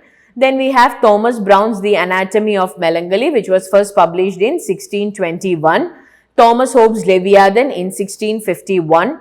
Walter Pater's Study in the History of Renaissance, 1873. P.B. Shelley's Defense of Poesy, 1840. So here, if you look at the chronological sequence, you can find 1621, that is Thomas Brown's The Anatomy of Melancholy. Then we have Thomas Hobbes' Leviathan. Then we have P.B. Shelley's Defense of Poetry. Then we have Matthew Arnold's Culture and Anarchy. And finally, Walter Pater's Studies in the History of Renaissance. So, if you look at the options, you can find B, C, E, A, D. B, C, E, A, D. B, C, E, A, D comes as option A. So, the correct answer is option A. So, next is an assertion reason question regarding this non-fiction work, The Theatre of the Revolt. So, we know that there was a question from The Theatre of Revolt where you have to arrange them in chronological order.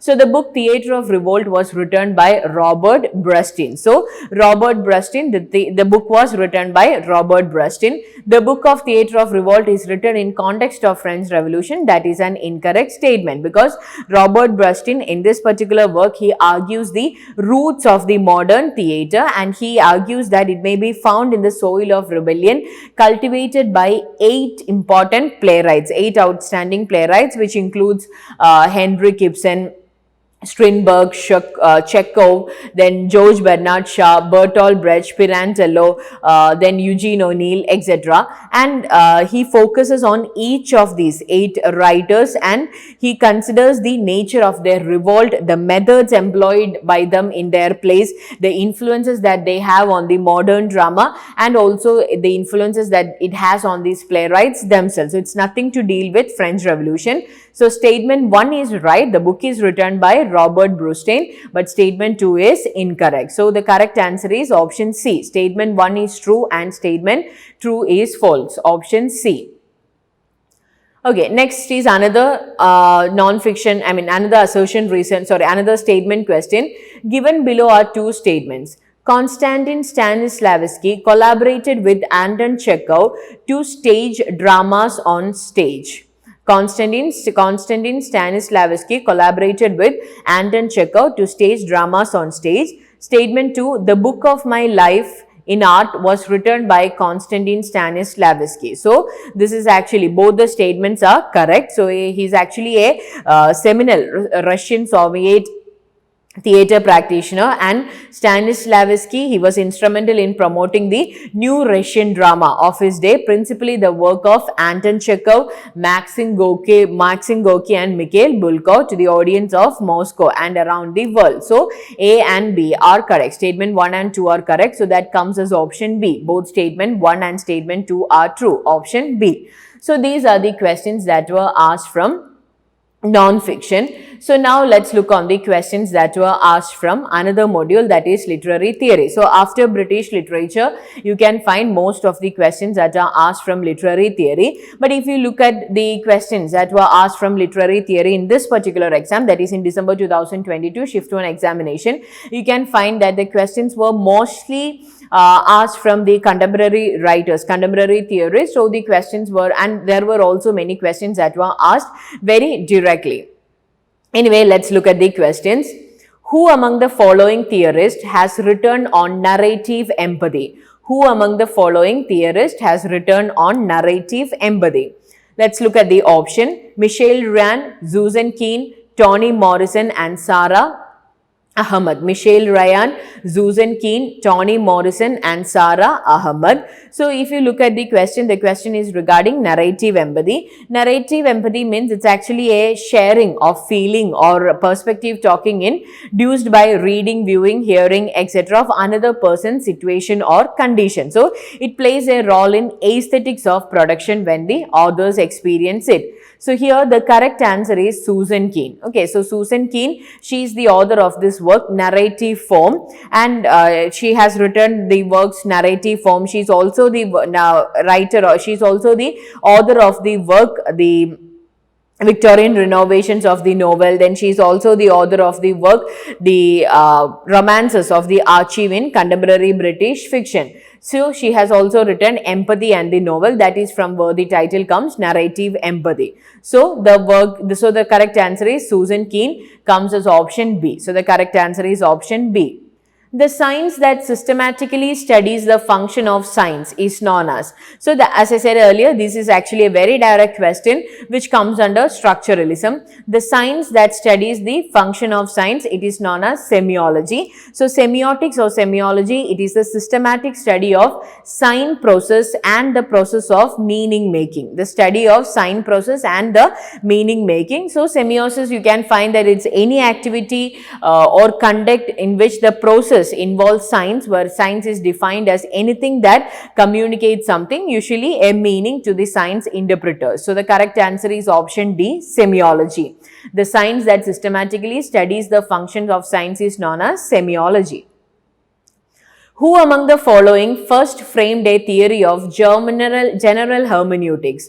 Who among the following first framed a theory of general hermeneutics? So here the options are William Dilthey, Ferdinand de Saussure, Friedrich Schleiermacher, and D, that is Hirsch. So the correct answer is Friedrich Schleiermacher. So he is actually a German Reformed theologian, a philosopher, he is a biblical scholar, and he is actually known for his attempts to reconcile the criticism of Enlightenment with the traditional Protestant Christianity. So he actually became a very influential figure when it comes to the evolution of higher criticism, and his works forms the foundation of the modern field of hermeneutics. Okay, his works, it form part of the foundation of the modern field of hermeneutics, and because of his profound effect of this Christian thought, he is called as the father of modern liberal theology, and he is also considered to be a leader in liberal Christianity. So you can say that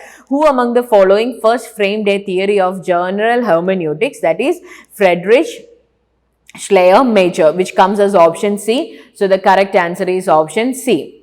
So next is a question from Roland Barthes. So as I said earlier, if you look at the different previous year question paper, you can find the most asked theorists are often Roland Barthes and Foucault. Okay, so they were asked numerous times directly, indirectly, in assertion recent question about their concepts, the years in which the works were published.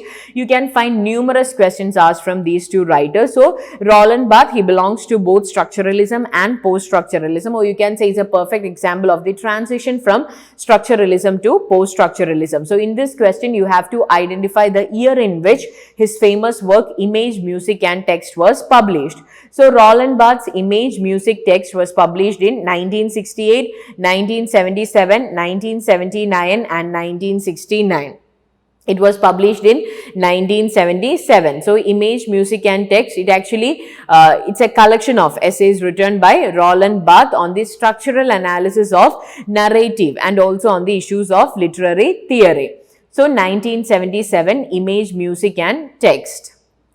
Moving to the next question, who among the following distinguish the constaties from the performance? So here two concepts are given and you have to identify the theorist who is associated with this particular name. So that is constatives from the performatives. So performatives means they are used to carry out an action. Okay, performatives are used to carry out an action. So they differ from the constatives. Constative means they are the declarative sentences. They only describe the world. Okay, so you can say constatives, they describe the world in systematic ways, but at the same time performatives, they used to carry out an action. One is to describe the situation and the other one is to carry out an action. That is constatives and performatives, and this was actually, this distinction was given by John Austin. Okay, so the correct answer is option A, that is John Austin. So now let's look at the next question. Who among the following coined the phrase soft capitalism? So soft capitalism, this question actually comes under postmodernism of literary theory. So who among the following coined the phrase soft capitalism? So the soft capitalism, the term was coined by Nigel Thrift. Okay, the options are Louis Althusser, Slavoj Zizek, Nigel Thrift and Terry Eagleton. The correct answer is Nigel Thrift. He coined the phrase soft capitalism in his work The Rise of Soft Capitalism, which was published in 1997. The Rise of Soft Capitalism, which was published in 1997. So the correct answer is Nigel Thrift. Now moving to the next question. Okay, here again you have to, 5 works are given where you have to identify the works written by Julia Kristeva. So we know about Julia Kristeva. She is a Bulgarian French philosopher, a literary critic. She is a semiotician, a psychoanalyst and also a feminist writer. So you have to identify the works written by Julia Kristeva. So, Desire in Language, a semiotic approach to literature and art. This is actually a work written by Julia Kristeva. Then we have Illuminations. Illuminations is actually a work written by Walter Benjamin. It's not by Julia Kristeva.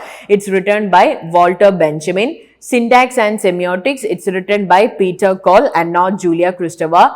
La Revolution du Langue Poétique, that's actually a work written by Julia Kristeva. The Mad Women in the Attic, we know that's an adaptation of Jane Eyre's work. So it was written by Sandra Gilbert and Susan Gubar. Sandra Gilbert and Susan Gubar. So Illuminations by Walter Benjamin, Syntax and Semantics by Peter Cole, The Mad Women in the Attic by Sandra Gilbert and Susan Gubar. So the correct answers are Desire in Language and La Revolution du Language Poétique. So that comes as A and D, comes as option C. So the correct answer is option C. Now let's move on to the next question. To which of the following theories New Historicism is indebted? So this is actually a direct question that comes under New Historicism in literary theory. So to which of the following theories New Historicism is indebted? Let's look at the option. Marxism, formalism, reader response theory, existentialism and hermeneutic. So one is New Historicism. We know that New Historicism, it's directly indebted to Marxism. So you know Marxism, it tends to see literature as a part of superstructure in which the categorization is the base.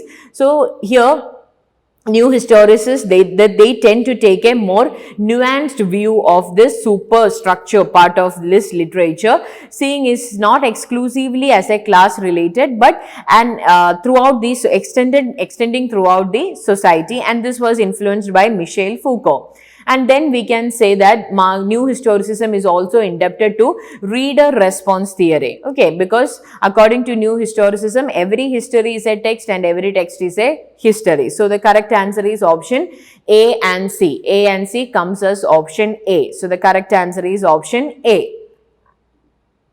Then let's look at the next question. Identify the correct pairs. JC. So here they have given you 5 questions. So the next question where you have to identify the correct pairs. So you are given 5 options where you have to identify the correct matches. So J.C. Ransom, John Crow Ransom, he is the author of Criticism Inc. So that's a correct statement. Criticism is written by J.C. Ransom. Then 7 Types of Ambiguity by William Emerson. That's also a right statement. Understanding Poetry by Clent Brooks and R.P. Warren. Yeah, and R.P. Warren, that's actually a collaborated work written by Brooks and Warren, Understanding Poetry. Then R.P. Blackmore's In Search of New Criticism. In Search of New Criticism is actually a work written by Clent Brooks and not by R.P. Blackmore. So the D is an incorrect pair. The New Apologist for Poetry, that's not written by Alan Tate, it's actually a work of Murray Krieger. So option D and E are incorrect statement. In Search of New Criticism by Clent Brooks and The New Apologist for Poetry by Murray Krieger. So A, B and C are the correct option. So A, B and C comes as option A. So the correct answer is option A. Which among the following are written by Roland Barthes? As I mentioned earlier, the most asked question of the most asked theorist is Roland Barthes, and you have to identify the works written by Roland Barthes from the 5 texts that are given. So, Allegories of Reading. Allegories of Reading is not a work written by Roland Barthes, it's actually a work written by Paul de Man. Allegories of Reading, it's not by Roland Barthes, it's a work written by Paul de Man. Mythologies, obviously, it's a work written by Roland Barthes. The Pleasure of the Text, it's also a work written by Roland Barthes. Some versions of Pastoral, that's not by Roland Barthes, it's actually a work written by William Emerson. Okay, it's a work written by William Emerson. What is an author? What is an author is a work written by Michel Foucault, not by Roland Barthes. So among the 5 options, the works written by Roland Barthes are Mythologies and the Pleasures of the Text, Allegories of Reading by Paul de Man, Some Versions of Pastoral by William Emerson, What is an Author by Michel Foucault. So B and C are the correct option. B and C comes as option A. So the correct answer is option A. Which of the following are correctly matched? Jonathan Culler, Culture. Again, you are given 5 options where you have to identify the work with their respective author. You have to identify the incorrect match. So, Culture and Society, it's a very famous work but not by Jonathan Culler. It's actually a work written by Raymond Williams.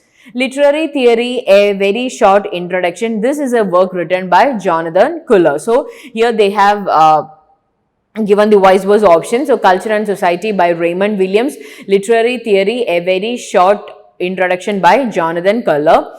Criticism and Ideology, it is written by Terry Eagleton. Illuminations, it's written by Walter Benjamin. The Implied Reader, it's a reader response work but not by Stanley Fish but by Wolfgang Iser. So here the incorrect options are Jonathan Culler, Culture and Society, Literary Theory, a very short introduction by Raymond Williams, The Implied Reader by Stanley Fish. That leaves us with the option C and D as the correct option. That is Terry Eagleton, Criticism and Ideology, and Walter Benjamin as the author of The Illumination. So C and D are the correct options. C and D, that comes as option B. Now let's move on to the next question. So this is actually a match the following question where you have to identify the field in which these writers have written, or identify the works of these following writers. So we have anthropology. So anthropology can be associated with Claude Lévi-Strauss. Postmodern geography, it can be associated with Edward Soja. He is known for giving first space, second space, third space. Then we have diaspora space. Diaspora space, it can be associated with Alter Braille. Then we have Dasein. Dasein is associated with Martin Heidegger. So these are the correct options. Anthropology can be associated with Claude Lévi-Strauss. Postmodern geography associated with Edward Soja, diaspora space associated with Alter Braille, and Dasein associated with Martin Heidegger. So A3, B1, C4, D2. A3, B1, C4, D2, that comes as option C. So the correct answer is option C. Then we have another match the following question regarding literary theory. So where you have to identify the works with their respective authors. The Poetics of Prose, it's actually a work written by Zvitan Todorov. Structuralist Poetics by Jonathan Culler. The Implied Reader by Wolfgang Iser. Is There a Text in the Class by Stanley Fish. So I am repeating it. The Poetics of Prose by Zvitan Todorov. Structuralist Poetics by Jonathan Culler. The Implied Reader by Wolfgang Iser. Is There a Text in the Class by Stanley Fish. So the correct answer is A2, B4, C1 and D3. That comes as option B. So the correct answer is option B. So again, another match the following question regarding literary theory. Again, the format is same where you have to identify the writer with their respective work. So we have 4 writers in list 1. Bertrand Russell, Thomas Stearns Eliot, T.S. Eliot, W.K. Wimsatt and Clent Brooks. And in list 2, we have their most important magnum opus works, The Verbal Icon, The Well-Wrought Urn, History of Western Philosophy and The Sacred Wood. So we know Bertrand Russell, he is known for his work, History of Western Philosophy. T.S. Eliot is known for his collection, that is The Sacred Wood, the collection of criticism. W.K. Wimsatt and Beardsley, they are known for The Verbal Icon. Clent Brooks is known for The Well-Wrought Urn. So the correct answer is A3, B4, C1 and D2. A3, B4, C1 and D2. That is Bertrand Russell, History of Western Philosophy. T.S. Eliot, The Sacred Wood. then W.K. Wimsatt, the verbal icon, Clent Brooks, the well-wrought urn. A3, B4, C1 and D2. That comes as option A. So the correct answer is option A. Moving to the next question, choose the correct chronological sequence in which the following texts were published. Choose the correct chronological order in which the following texts were published. This is actually a question that comes with bit confusion because the options we get with the year of publication differs from the answer given in the final answer key, because Madness and Civilization, most of these works are written by Michel Foucault, Culture and Anarchy by Matthew Arnold. So Madness and Civilization, it's a 1961 work. The Archaeology of Knowledge, a 1969. The Language of the Self, 1968. The Birth of the Clinic, 1963. Culture and Anarchy by Matthew Arnold in 1869. So the correct options that we get should be E followed by A. E, A, C, E, A, D, C, B. E, A, D, C, B. But that's not an option here, E, A, D, C, B. So anyway, the given option here is option B, E, A, C, B, D. That is Culture and Anarchy, followed by Madness and Civilization, followed by The Language of the Self, followed by Archaeology of Knowledge, and finally The Birth of the Clinic. So that is the option given in the final answer key. So there's a bit confusion regarding the years. Again, another chronological order in which the following theories appeared. So what happens while answering these questions is that these theories can be overlapping, which actually leads to a confusion. Anyway, if you look at the order in which the theory, so in order to answer this question, you have to apart from knowing the correct year in which the theory has started, you have to know mostly the order in which the theory appears. So here we know about structuralism. So the given theories are structuralism, psychoanalysis, eco-criticism, orientalism and new criticism. So here you have you can say that structuralism, that actually comes, that's actually a famous thing that you can find in the works of Sigmund Freud. So this was structuralism was mostly influenced by Sigmund Freud, by Ferdinand de Saussure. Psychoanalysis was developed in 1890s by Sigmund Freud. So if you look at the chronological order, you can say that among the options, psychoanalysis was the first theory to be appeared. So psychoanalysis, which leaves us with the options, C and D. Then after psychoanalysis, the next theory that appear here is new criticism. Because formalism came after new criticism. So new criticism, though the term was coined in 1940s, you can find it during the mid of the 30s and 40s, the theory of new criticism developing.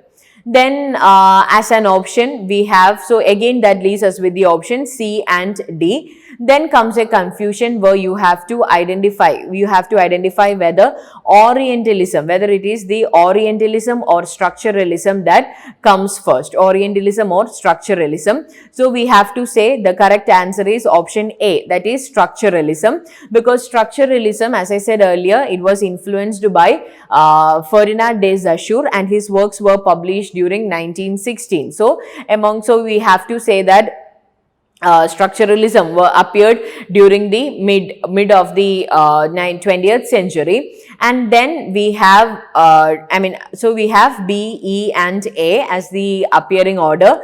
Then we have to choose among Orientalism and Orientalism and eco-criticism. So Orientalism basically was popularized by Edward Said. And then we have eco-criticism. Eco-criticism, the term actually came into prominence in Joseph Meeker's work. But with the approach, we have to say that Orientalism I mean, we have to say that it was Orientalism that came before eco-criticism. So the correct option is BEADC, that is psychoanalysis, new criticism, structuralism, Orientalism, and eco-criticism. So the correct answer is option D, that is the answer given in the final answer key. Even though the theories between eco-criticism and Orientalism are actually quite confusing.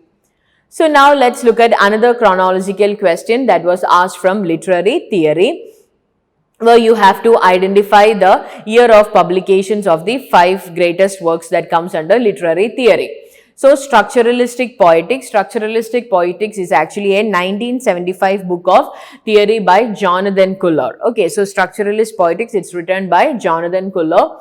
Course in general linguistics, it's actually a book compiled by Charles Bailey and Albert from the notes on lectures given by Ferdinand de Saussure at the University of Geneva between 1906 and 1911, but it was published in 1916.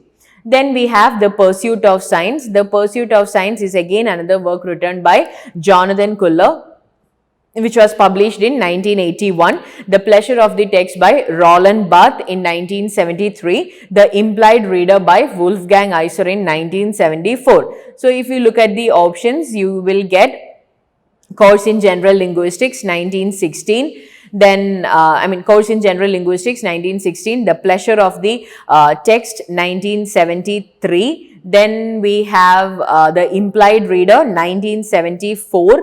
Then Structuralistic Poetics, which was published by Jonathan Culler in 1975. And then The Pursuit of Science, that is in 1981. So the years are very narrowing, but we have to say that Course in General Linguistics, followed by The Pleasure of the Text, followed by The Implied Reader, followed by Structuralistic Poetics and The Pursuit of Science. So BDEAC comes as option B. So the correct answer is option B.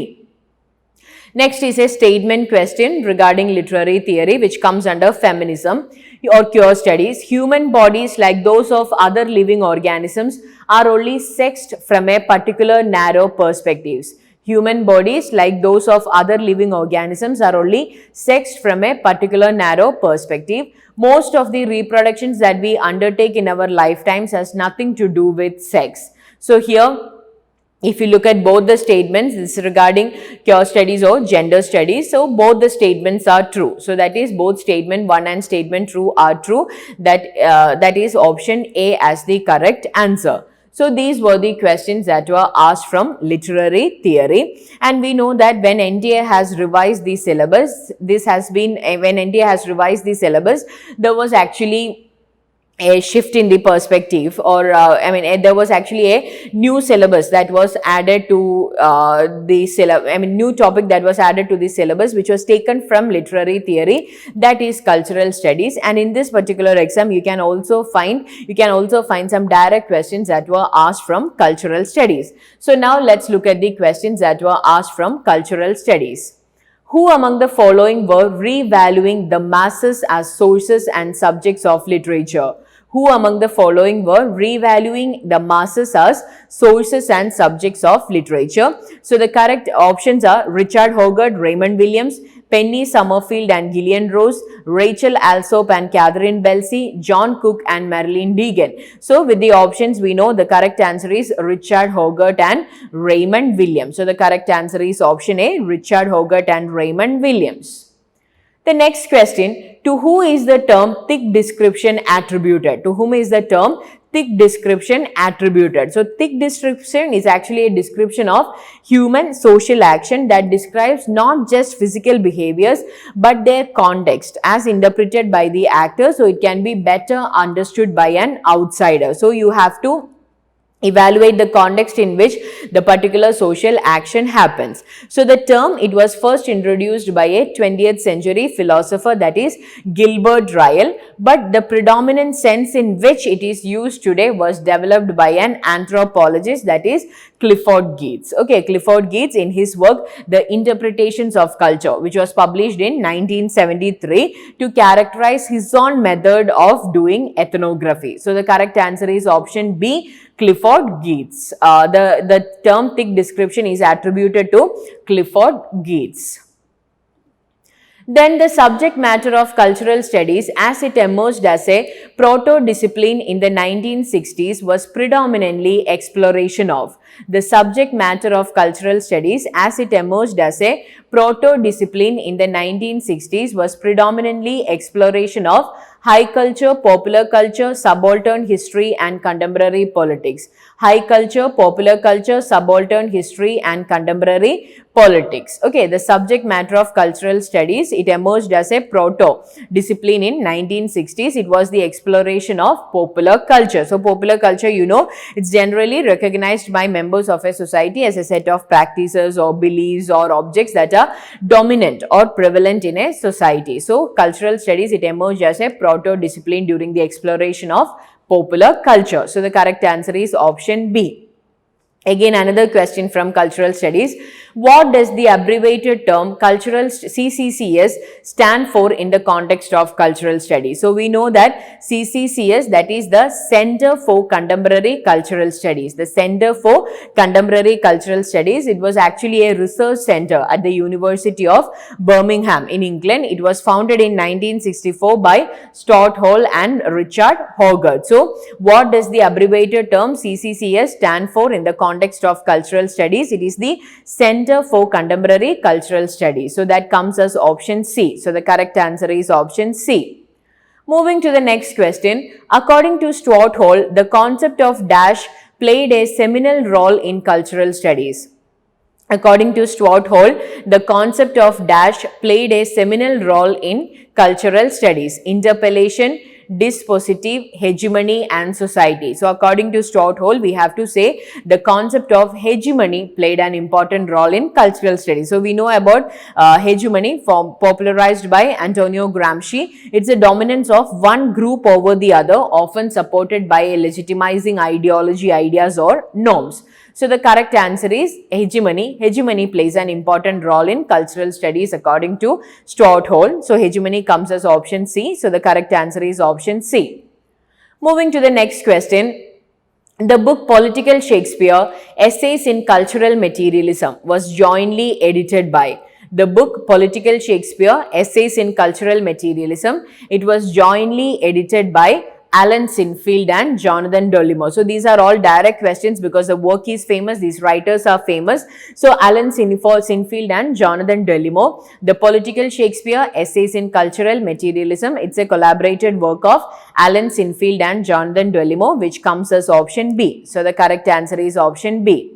Again, identify the work which has not been authored by the famous cultural critic Raymond Williams.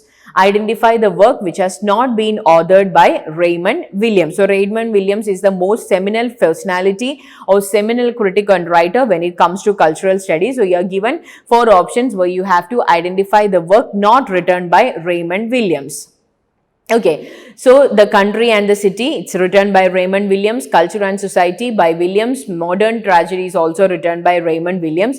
The Making of the English Working Class, it's actually a work of English social history and it's written by E.P. Thompson. So, E.P. Thompson is a New Left historian. So, it was published in 1963. So, The Making of English Working Class, it's not written by Raymond Williams but by E.P. Thompson. So, the correct answer is option D, The Making of English Working Class. So, these are the questions that were asked from cultural studies. So, the next module, that is literary criticism. So far we have discussed about the questions that came from drama, poetry, fiction, non-fiction, literary theory, cultural studies, and now we will be dealing with the questions that were asked from literary criticism. So, let's have a look. What did Matthew Arnold imply by the term Hebraism in his Culture and Anarchy? So, Culture and Anarchy, it's an essay written by Matthew Arnold. So, in that he brings the term of Hebraism and Hellenism. So, Culture and Anarchy, an essay in political and social criticism. It is a series of periodical essays written by Matthew Arnold. And here he put forward 2 concepts, Hebraism and Hellenism. And Arnold's Hebraism, it stood for conduct, it stood for obedience and conscience. At the same time, which can be related with Adam, And Hellenism is more associated with spontaneity of randomness, realism and consciousness. It's normally associated with Eve. So that's a difference between Hebraism and Hellenism.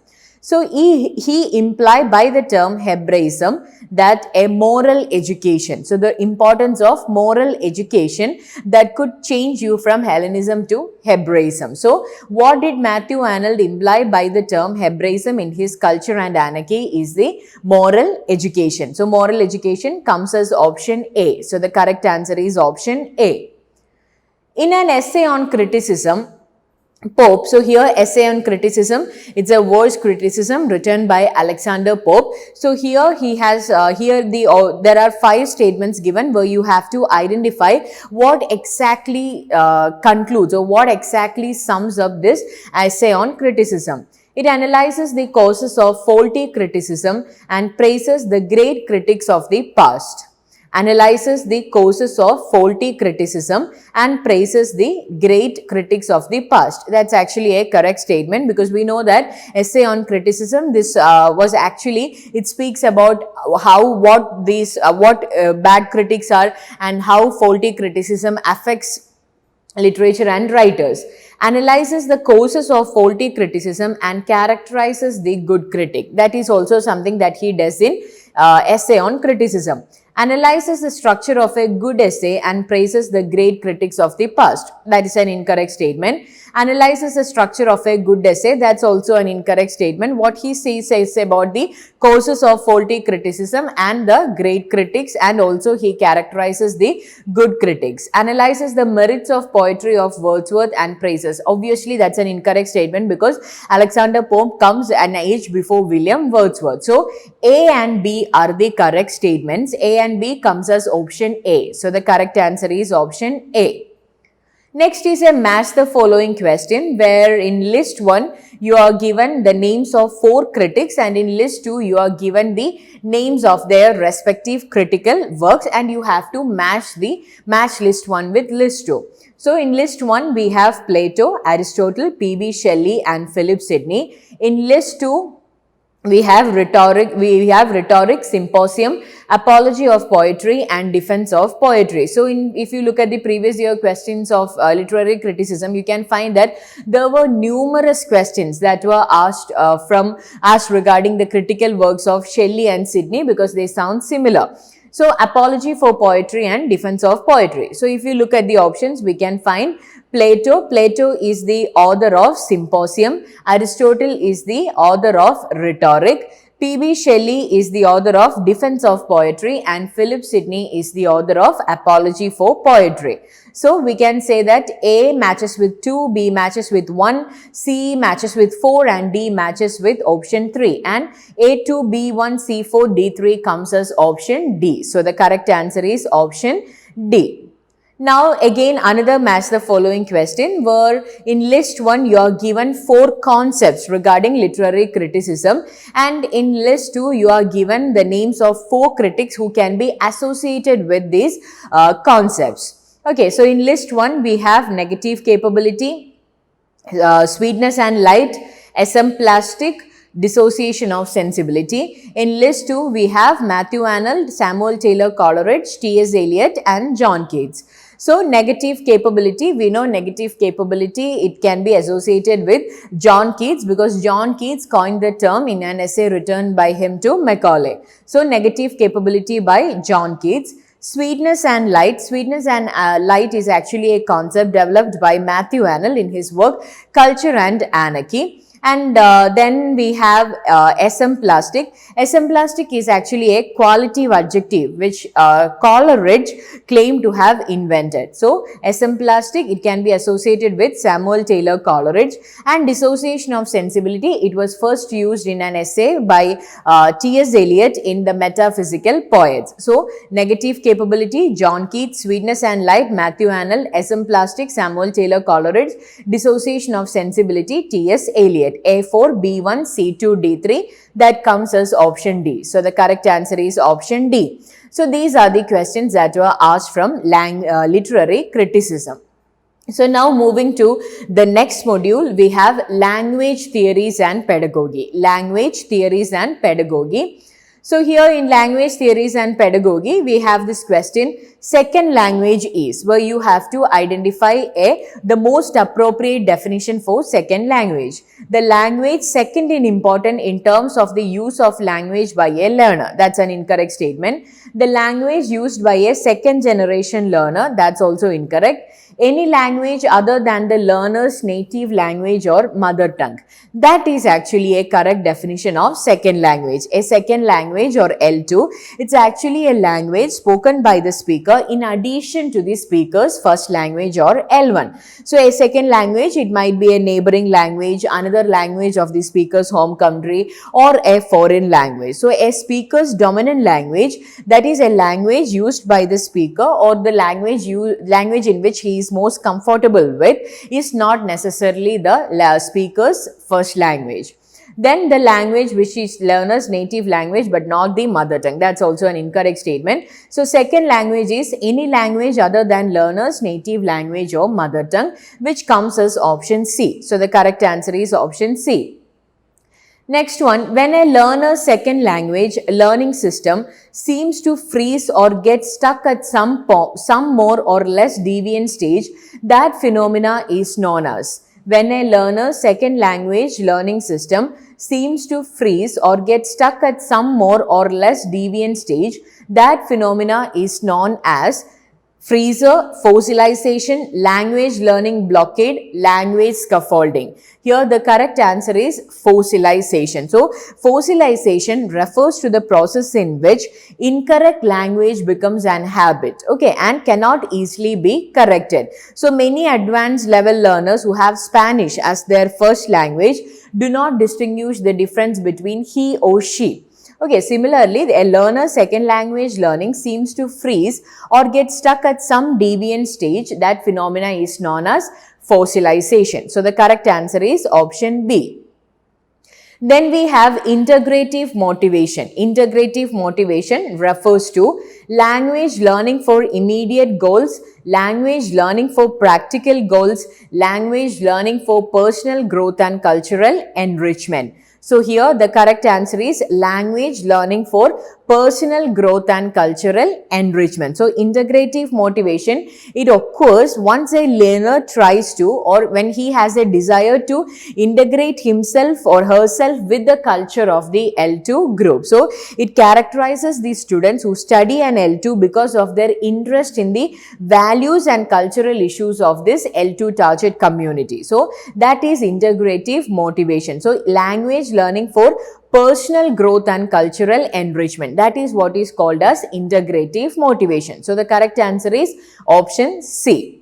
Again, an assertion reason question regarding language and pedagogy. Given below are two statements. One is labeled as assertion A and the other is labeled as reason R. Cooperative learning activities are those in which students must work together in order to complete a task or solve a problem. Okay, these techniques are used to identify a weak learner and to separate him or her from the rest of the members of the group for taking special care of him or her. So, cooperative learning activities are those in which students must work together in order to complete a task or solve a problem. That's a correct statement. But the reason given here are that it is to identify a weak learner to separate him from the rest. That is an incorrect statement. So, we have to say that assertion is correct but reason is not correct. So, that comes as option C. So the correct answer is option C. Moving to the next question, again assertion reason question.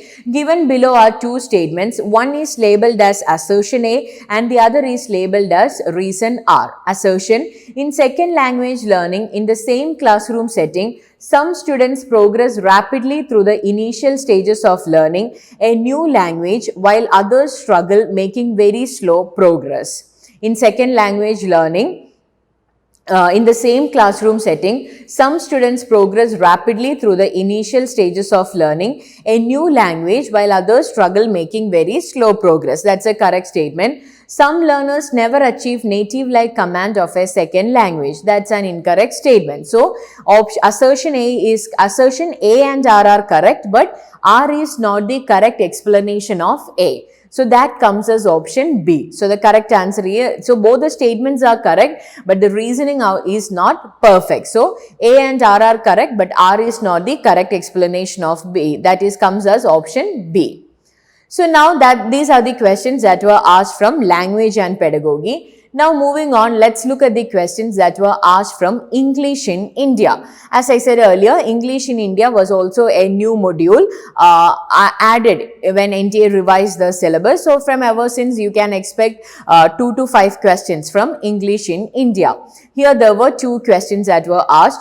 In 1835, which of the following languages was replaced by English as the official language of the East India Company? In 1835, which of the following languages was replaced by English as the official language of the East India Company? Sanskrit, Persian, Arabic and Hindi. The correct answer is option B, Persian. So Persian was the court language under the Mughal Empire, and in 1835 English replaced it. So the British East India Company, it was responsible for introducing English in the subcontinent where they held the operations in the 17th century. So the correct answer is option B, Persian. Choose the correct option from the following. The Magna Carta of Indian education in the colonial period refers to the missionary clause of 1698. The Magna Carta of Indian education in the colonial period refers to Indian Education Commission in 1882. The Magna Carta of Indian education in the colonial period refers to Macaulay's Minute 1835. The Magna Carta refers to Wood's Dispatch of 1854. So Wood's Dispatch was called as the Magna Carta of Indian education because it aimed at giving more educational liberties and freedoms to the people of India and to advance their educational system. So the correct answer is option D. The Magna Carta of Indian education in the colonial period refers to Wood's Education Dispatch of 1854. So these were the 2 questions that were asked from English in India. And now we have next module, that is research methodology. So you can also expect questions from research methodology. So now let's look at the different questions that were asked from research methodology. Which among the following are in time in the context of methods and methodologies in literary research? Both are identical in nature. Context of methods and methodologies, which are both are identical in nature. It's an incorrect statement. Methods are concerned with how one conducts a given speech of research. That's a correct statement. Methodologies are concerned with how one conducts a given piece of research. That's incorrect. Methodologies are concerned with perspectives one brings to bear one's work. That's also an incorrect statement. Methods are compared with the perspectives one brings to bear on one's method. So here, if you look at these statements, if you look at these statements, you can say that methods are concerned with how one conducts a given piece of research. That's a correct statement. Methodologies are concerned with the perspectives one brings to bear one's work. That's also a correct statement. So if you look at the options, you can say B and D are the correct statements regarding methods and methodology. So methods are concerned with how one conducts a research. Methodologies are concerned with the perspectives that one brings to the work. So B and D are correct, which comes as option D. So the correct answer is option D. Now, according to English Subject Center report, skills needed for postgraduate work in English include. So, according to English Subject Center report, skills needed for postgraduate work in English include searching skills in libraries, editorial skills, bibliographic skills, peer management skills, and IT skills. So the skills that are needed for postgraduate work in English include searching skills in libraries, obviously, editorial skills, yes, bibliographic skills, yes, peer management skills, that's more of a social skill, so that's not, we cannot say that not necessary. Then the IT skills. So the correct answer is A, B, C and E, which comes as option D, A, B, C and D. Now the third question that was asked from research methodology is, which of the following are possible ways of turning a topic into an argument? Which of the following are possible ways of turning a topic into an argument? An argument for or against an existing critic in relation to the author or group of works one is studying. An argument about the value of a new theoretical approach to a text or sub of the text.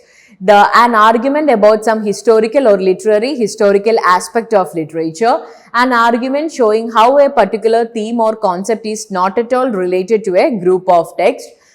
An argument about the significance of only well-known author or work.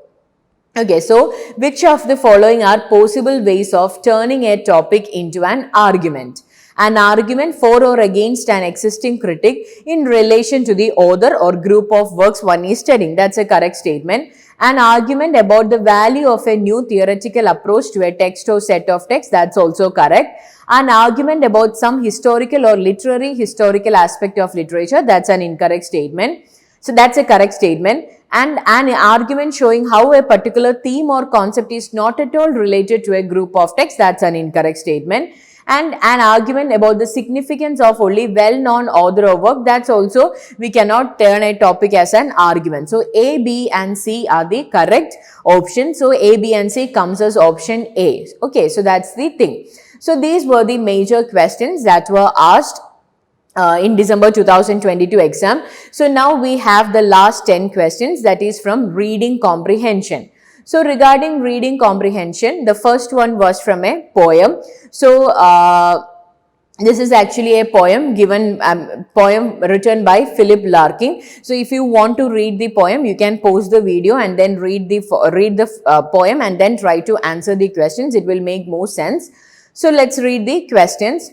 Which of the following statements is true? The poet says that talking in bed is very easy. The poet says that talking in bed is not very easy. The poet says that talking in bed should be easy, but it is not. And the poet says that talking in bed can never be easy. The correct answer is option C. The poet says that talking in bed should be easy, but it is not. The poet says that when two people are lying together, they look like. Options are two pure human beings, two hypocrites, two innocent fellows, and none of this. So here the correct answer is option A, two pure human beings. 93. The poet says that while lying in bed, he and his companion passed time by talking between themselves, by observing the trees outside the window, silently, by playing cards. So here the correct answer is silently. Option C, silently. 94. The poet and his companion are in a hotel in the middle of a town, in a room of a hotel on the margin of the town, in the corridor of a hotel far away from the town, in a place away from the towns. So the correct answer is option D, in a place away from the towns. And another question from the poem. The poet says that while lying in bed with one's companion, it is difficult to find words which are at once honest and caring, at once true and unkind, at once pure and impure, honest and touching. So here the correct answer is option A, at once honest and caring. So there were 5 questions that were asked from the poems written by Philip Larkin, and now it's a prose work and which actually speaks about the use of poetry and the language used in poetry. So now let's try to answer the question. In the above passage, Christopher Caldwell's statement, poetry in its use of language continually distorts and denies the structure of reality to exalt the structure of the self implies. So here the correct answer is option B, the capacity of poetry to draw attention to itself as an aesthetic object or an artifact. Then, what does the word assonance mean? The word assonance means repetition of identical or similar vowels. Okay, it's another version of alliteration, where alliteration refers to consonants and repetition of identical or similar vowels is what we call as assonance. So, option B. What does Caldwell imply by the statement? The novel blots out external reality by substituting a more or less consistent mock reality which has sufficient stuffs to stand between the reader and reality. So here the correct answer is option A. That is, the implication is that the reality of fiction has no existence independent of the words and our emotional responses are directed by the words. So the correct answer is option A.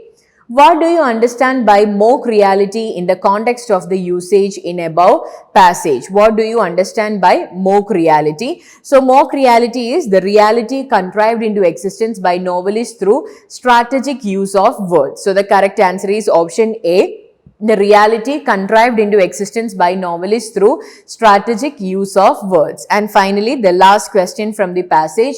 If rhythm, preciousness and style are alien to the novel, in which genre are they distinctive features? So the correct answer is poetry. If rhythm, preciousness and style are alien to the novel, they are the distinctive features of poetry. Okay, so these are the questions. These are the 100 questions that were asked in December 2020 examination.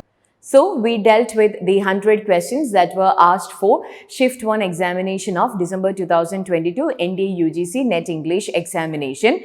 So, why have we done this analysis video is because you will get a clear-cut idea about how questions are asked or what or from which perspective that you have to study for the upcoming examinations. Because if you look at these questions, you can find that most of the questions sound familiar, but the thing that we have to do to qualify NTA UGC Net English is that you have to make this familiarity as a weapon to answer the questions. Okay, you might sound familiar, but you might not be able to answer these questions because you are not aware of the different ways in which these questions can be asked. So, in this video, what you have to do is that pick up each modules and then have a look on how the questions can be asked from different chapters, different works and different modules. So, while you are studying for your NTA UGC Net English examination, you have to make sure that you cover all the ways, all the angles of answering these questions. So that is one thing that you have to remember while you are preparing for your next NTA English examination. And the second thing that you have to keep in mind while watching this video is that you have to look at the different weightages of the questions that were asked for this examination. So you have to have a systematic timetable in which you will cover each and every modules. Okay, so that's all about this video. I hope it was really helpful for you. Thank you.